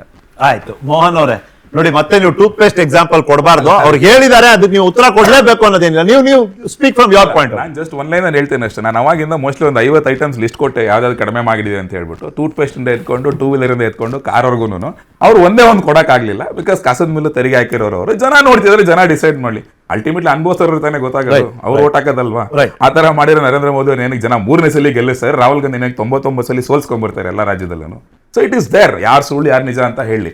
ನಾನು ಹೇಳಿದ್ನಲ್ಲ, ಈ ವಿಚಾರ ಅಂತ ಬಂದಾಗ ಒಂದು ಲಾಂಗ್ ಟರ್ಮ್ ಸೊಲ್ಯೂಷನ್ಸ್, ಹೌದು ಆಬ್ವಿಯಸ್ಲಿ ಹಲವಾರು ವಿಷಯಗಳಲ್ಲಿ ಕೇಂದ್ರ ಸರ್ಕಾರ ಆಗ್ಲಿಂದ ಲಾಂಗ್ ಟರ್ಮ್ ಸೊಲ್ಯೂಷನ್ಸ್ ನ ಪ್ಲಾನ್ ಮಾಡಿದೆ, ಅದನ್ನ ಮಾಡ್ಕೊಂಡು ಬರ್ತಾ ಇದೆ ಆಸ್ ಅಂಡ್ ವೆನ್. ಬಿಕಾಸ್ ಇವರು ಕೊಟ್ಟಿರೋಂಥ ಒಂದು 70 ವರ್ಷದ ಲೆಗಸಿ ಪ್ರಾಬ್ಲಮ್ನ ಒಂದೇ ಸಲ ಸಾಲ್ವ್ ಮಾಡೋಕ್ಕಾಗಲ್ಲ. That we are doing it. ಆಯ್ತಲ್ಲ, ಯಾವ ಭಾರತದ ಒಂದು ಫ್ರಿಜೈಲ್ ಫೈನ್ ಎಕಾನಮಿ ಇತ್ತು 10th ಪ್ಲೇಸ್ 2014 ಇವತ್ತು ನಂಬರ್ 4 ಬಂದಿದೆ. ಸೊ ದಟ್ ಶೋಸ್ ಇಂಡಿಯಾ ಎಲ್ಲಿದೆ ಇವತ್ತು ಅಂತ ಹೇಳ್ಬಿಟ್ಟು. ತಿರ್ಗಾ 1 GB ಡೇಟಾ ನಿಮಗೆ ನೆನಪಿರಾಗ ಸ್ಕ್ರಾಚ್ ಕಾರ್ಡ್ ತಗೊಂಡು ನಾವು ಹಿಂಗೆ ಎರೆದ್ಬಿಟ್ಟು ಅದನ್ನ ಮೊಬೈಲಲ್ಲಿ ಹಾಕ್ಬಿಟ್ಟು ನಾವು 3 ತಿಂಗಳು ಯೂಸ್ ಮಾಡ್ತಾ ಇದ್ವಿ, ಆಫ್ ಮಾಡ್ಬಿಡ್ತದೆ ಇಂಟರ್ನೆಟ್ 2G ಇಲ್ಲ. ನಾನು ಇವತ್ತು ಹಂಗಲ್ಲ. ಹೆಂಗಿದೆ ಇವತ್ತು? ಯಾವ ಇನ್ಸ್ಟಾಗ್ರಾಮ್ ಯೂಸರ್ಸ್ ಆಗ್ಬೋದು, ಫೇಸ್ಬುಕ್ ಆಗ್ಬೋದು, ಏನ್ ಬೇಕಾದ್ರೆ ಹೆಂಗ್ ಮಾಡ್ತಾ ಇದಾರೆ. ಈ ರೀತಿ ಬೆಲೆ ಕಡಿಮೆ ಆಗ್ತಾನೆ ಇದೆ ನಮ್ಮ ಅವಧಿನಲ್ಲಿ. ಆಯ್ತಲ್ಲ, ಇದನ್ನ ಸ್ವಲ್ಪ ಕೇಂದ್ರದ ಜೊತೆಗೆ ಒಂದು ಒಳ್ಳೆ ಬಾಂಧವ್ಯ ಇಟ್ಕೊಂಡು ಕೆಲಸ ಮಾಡ್ಕೊಂಡು ಆಯ್ತಲ್ಲ ಚೆನ್ನಾಗಿ ಮಾಡ್ಕೊಂಡು ಹೋದ್ರೆ ರಾಜ್ಯ ಸರ್ಕಾರಗಳು ಅದಕ್ಕೆ ಸ್ಪಂದಿಸಬೇಕು, ಮಾಡಬೇಕು. ಅದನ್ನ ಬಿಟ್ಬಿಟ್ಟು ನಾನು ಈಗ ಇಟ್ಕೊಂಡು ಯಾರನ್ನೋ ಬಕೆಟ್ ಹಿಡಿಬೇಕು, ನನಗೇನೋ ಪೊಸಿಷನ್ ಬೇಕು ಅಂತ ಹೇಳ್ಬಿಟ್ಟು ಮಾಡ್ಕೊಂಡು ಹೋದ್ರೆ ಅದು ವರ್ಕೌಟ್ ಆಗಲ್ಲ. ಅಷ್ಟೇ. ಪ್ರಧಾನಿಗಳು ವೆರಿ ಕ್ಲಿಯರ್. ನೀವು ನೋಡ್ಬೋದು, ಅವ್ರು ಎಲ್ಲಾರು ಮಾತಾಡ್ತಾರೆ. ನೀವು ಎಷ್ಟೇ ಪೂರ್ತಿ ಏನು ಒಪ್ಪೋದಿಲ್ಲ. ಅವರು ಕರ್ನಾಟಕಕ್ಕೆ ಮಾಡ್ಬೇಕಾಗಿರೋದು ಅವ್ರದ್ದು ಕರ್ತವ್ಯ ಇದೆ. ಇಲ್ಲಿಂದ ನಾವು 19 MP ಕೊಟ್ಟಿದೀವಿ. You better give something in return. ಅದಕ್ಕೆ 4% ಜಾಸ್ತಿ ಆಗಿದೆ. ಅದನ್ನ ಅದು ಇನ್ನೊಂದು ದಿವಸ ಚರ್ಚೆ ಮಾಡ್ತೀನಿ ಇನ್ ಡೀಟೇಲ್. ನಾನು ಕೇಶವ್ ಸರ್ ಹೋಗ್ತಿದ್ದೀನಿ for his last word. Keshav sir, short term measure, long term relief. Short term relief, long term measure, ಎರಡರ ಬಗ್ಗೆನೂ ಹೇಳಿ ಪ್ಲೀಸ್. ಈಗ ರಿಯಾಕ್ಟಿವ್ ಅಂದ್ರೆ ಪ್ರತಿಕ್ರಿಯಿಸ್ತಾ ಇದೀವಿ ಬೆಲೆ ಹೆಚ್ಚಾದಾಗ. ಅದಕ್ಕಿಂತ ಮುಂಚೆನೆ ನಾವು ಅದಕ್ಕೆ ಆಂಟಿಸಿಪೇಟ್ ಮಾಡಿ ಒಂದು ಬೆಲೆಯ ಮ್ಯಾನೇಜ್ಮೆಂಟ್ ನಿಯಂತ್ರಣ ಮ್ಯಾನೇಜ್ಮೆಂಟ್ ಅನ್ನ ಮಾಡುವಂತದ್ದನ್ನ ಅಳವಡಿಸ್ಕೋಬೇಕು. ಹಾಗೇನೆ ಏನಾಗುತ್ತೆ, ಪ್ರತಿಯೊಂದು ಪ್ರಾಡಕ್ಟ್ ಸ್ಪೆಸಿಫಿಕ್ ಆಗಿ ನಾವು ಬಫರ್ಸ್ ಬಗ್ಗೆ ಯೋಚನೆ ಮಾಡಬಹುದು ಅಂತ ಕಾಣುತ್ತೆ. ಈಗ ಆನಿಯನ್ಗೆ ಒಂದು ಸ್ಪೆಸಿಫಿಕ್ ಆದಂತ, ಈರುಳ್ಳಿಗೆ ಒಂದು ಸ್ಪೆಸಿಫಿಕ್ ಆದಂತ ಫಿಸಿಕಲ್ ಬಫರ್ ಬಗ್ಗೆ ಯೋಚನೆ ಮಾಡ್ಬೋದು. ಪಲ್ಸಸ್ ಬಗ್ಗೆ ಯಾವ ತರ ಸ್ಟಾಕ್ ಅಥವಾ ಎಷ್ಟು ಇಂಪೋರ್ಟ್ ಇವಾಗ ಸದ್ಯಕ್ಕೆ ಬೇಕಾಗತ್ತೆ ಅನ್ನೋದನ್ನ ಮುಂಚೆನೆ ಯೋಚನೆ ಮಾಡಿ ಅದರ ಪ್ರಕಾರ ಪ್ಲಾನ್ ಮಾಡ್ಬೋದು. ಹಾಗೇನೆ ಈಡಿಬಲ್ ಆಯಿಲ್ಸ್ ನ ನಮ್ಮ ದೇಶದಲ್ಲಿ ಈಗ ಬೆಳೆಯಕ್ ಪ್ಲಾನ್ ಮಾಡಿದೆ. ಅದನ್ನ ಇಂಪ್ಲಿಮೆಂಟ್ ಸರಿಯಾಗಿ ಮಾಡಿದ್ರೆ ಮುಂದಿನ ವರ್ಷಕ್ಕೆ ಒಂದು 10% ಆದ್ರೂ ನಾವು ಏನು 55% ಇವಾಗ್ಲೂ ಹೊರದೇಶದಿಂದ ತರಿಸ್ಕೋತಾ ಇದೀವಿ, ಅದು ಕಡಿಮೆ ಆಗ್ಬೋದು. ಹಾಗೆ ಕಡಿಮೆ ಆಗ್ತಾ ಹೋಗುತ್ತೆ. ಆಮೇಲೆ ಹೋಲ್ಸೇಲ್ ಬೆಲೆಗೂ ರಿಟೇಲ್ ಬೆಲೆಗೂ, ಅವೆಲ್ಲ ನೀವು ಕೇಳ್ತಾ ಇದ್ರಿ ಅದನ್ನ, ಹೋಲ್ಸೇಲ್ ಬೆಲೆಗೂ ರಿಟೇಲ್ ಬೆಲೆಗೂ ತುಂಬಾ ಒಂದು 15-20% ವ್ಯತ್ಯಾಸ ಇದೆ. ಕೇಂದ್ರ ಸರ್ಕಾರ ಏನ್ ಮಾಡ್ತಾ ಇದೆ ಅಂದ್ರೆ ಪ್ರೊಡ್ಯೂಸರ್ಸ್ ಪ್ರೈಸ್ ಇಂಡೆಕ್ಸ್ ಅಂತ ಮಾಡ್ತಾ ಇದೆ. ಅದು ನೆಕ್ಸ್ಟ್ 6 ತಿಂಗಳಲ್ಲಿ ಫೇಸ್ ಔಟ್ ಆಗುತ್ತೆ ಹೋಲ್ಸೇಲ್ ಪ್ರೈಸ್. ಹಂಗಾಗಿ ಅದನ್ನೇ ನಾವು ಮಾನದಂಡವಾಗಿ ಇಟ್ಕೊಂಡು ಕನಿಷ್ಠ ನಿಮ್ಗೊಂದು 5-8% ಒಳಗಡೆ ಹೋಲ್ಸೇಲ್ ಪ್ರೈಸ್ ಏನಿರುತ್ತೆ ಅದು ರಿಟೇಲ್ ಪ್ರೈಸ್ ಅಲ್ಲೂ 5-8% ಡಿಫ್ರೆನ್ಸ್ ಇರೋ ತರ ಮಾಡೋಕಾದ್ರೆ ಆಗ ಕೂಡ ಈಸಿಯಾಗಿ ಜನರ ಜೀವನ ಒಳ್ಳೇದಾಗತ್ತೆ ಅಂತ ಅನ್ಸುತ್ತೆ. ಹಾಗೇನೆ ಇಂಪೋರ್ಟ್ ಏನ್ ನಾವು ಆಮದು ಮಾಡ್ಕೊಳ್ತಾ ಇದೀವಿ ಅದನ್ನ ಕಡಿಮೆ ಮಾಡ್ಬೇಕು. ಇನ್ನೂ ಒಂದು ದೊಡ್ಡ ಸಮಸ್ಯೆ ಅಂದ್ರೆ ಈಗ ನಾವೇನು ಕೃಷಿಯಲ್ಲಿ ಏನು ಬದಲಾವಣೆ ಆಗ್ತಾ ಇದೆ, ಹವಾಮಾನ ಬದಲಾವಣೆಯಿಂದ, ಈ ಎಲ್ ನೀನೋ ಇಂದ ಎಫೆಕ್ಟ್, ಈ ತರ ಒಂದು ಸನ್ನಿವೇಶಗಳನ್ನ ಎದುರಿಸ್ಲಿಕ್ಕೆ ನಾವು ಈಗಾಗಲೇ ತಯಾರಿ ನಡೆದಿದೆ. ಅದನ್ನ ಯುದ್ಧೋಪಾದಿಯಲ್ಲಿ ಮಾಡ್ಬೇಕಾಗತ್ತೆ. ಯಾಕಂದ್ರೆ ವೆದರ್ ಶಾಕ್ಸ್ ಇನ್ನ ಫ್ರೀಕ್ವೆಂಟ್ ಆಗಿ ನಡೀತಾನೆ ಇರುತ್ತೆ. ಯಾಕಂದ್ರೆ ನಿಮ್ಗೆ ಪದೇ ಪದೇ ನಮ್ಗೆ ಎಲ್ಲಾ ವಿಜ್ಞಾನಿಗಳು ಹೇಳ್ತಾ ಇದ್ದಾರೆ, ಇನ್ಮೇಲಿಂದ ನಿಮ್ಗೆ ಕ್ಲೈಮೇಟ್ ಚೇಂಜ್ ಅನ್ನುವಂಥದ್ದು ವಾಸ್ತವ. ಅದರಿಂದ ನಿಮ್ಗೆ ಪದೇ ಪದೇ ಐದರ್ ಬಿಸಿ ಗಾಳಿ ಬರ್ಬೋದು, ಮಳೆ ಜಾಸ್ತಿ ಆಗ್ಬೋದು, ಇಲ್ಲ ಬರ ಬರ್ಬೋದು, ಬರಗಾಲ ಆಗ್ಬೋದು. ಸೊ ಈ ಎಲ್ಲಾ ಕಾರಣಕ್ಕಾಗಿ ನಾವು ಈಗ ಡ್ರಾಟ್ ಬಂದ್ರೆ ಯಾವ ತರದ ರೆಸಿಸ್ಟೆಂಟ್ ವೆರೈಟಿ ಮಾಡ್ಬೇಕು, ಫುಡ್ ಫ್ಲಡ್ ಇದ್ರೆ ಅದ್ರ ಟಾಲರೆಂಟ್ ಮಾಡುವಂತ ವೆರೈಟೀಸ್ ಏನು, ಇವಕ್ಕೆಲ್ಲ ಕೇಂದ್ರ ಸರ್ಕಾರ ಆಗ್ಲೇ ಕ್ರಮ ಕೈಗೊಂಡಿದೆ. ಅದ್ರ ಜೊತೆಗೆ ರಾಜ್ಯ ಸರ್ಕಾರನು ಕೈ ಜೋಡಿಸಿ ಇವರೆಲ್ಲರೂ ಇದಕ್ಕೆ ಪೂರ್ಣವಾಗಿ ಯಾವ ರೀತಿಯಲ್ಲಿ ಇದನ್ನ ಯಶಸ್ವಿಯಾಗಿ ಮಾಡಬಹುದು ಅನ್ನೋದನ್ನ ಮಾಡ್ಲಿ ಅನ್ನುವಂತ. Keshav sir, thanks a lot ನಿಮ್ ಸಮಯಕ್ಕಾಗಿ. ಆಲ್ವೇಸ್ ಅ ಪ್ಲೆಸರ್ ನೀವು ಬಂದಾಗ. Thank you so much sir. Kashyap ಅವರೇ ಧನ್ಯವಾದ ನಿಮ್ ಸಮಯಕ್ಕಾಗಿ. ಆಶಾ ಅವರೇ ಧನ್ಯವಾದ ನಿಮ್ ಸಮಯಕ್ಕಾಗಿ. ನಿಮ್ಮ ಜೀವನ ಆರಾಮಾಗಿ ಆಗ್ಲಿ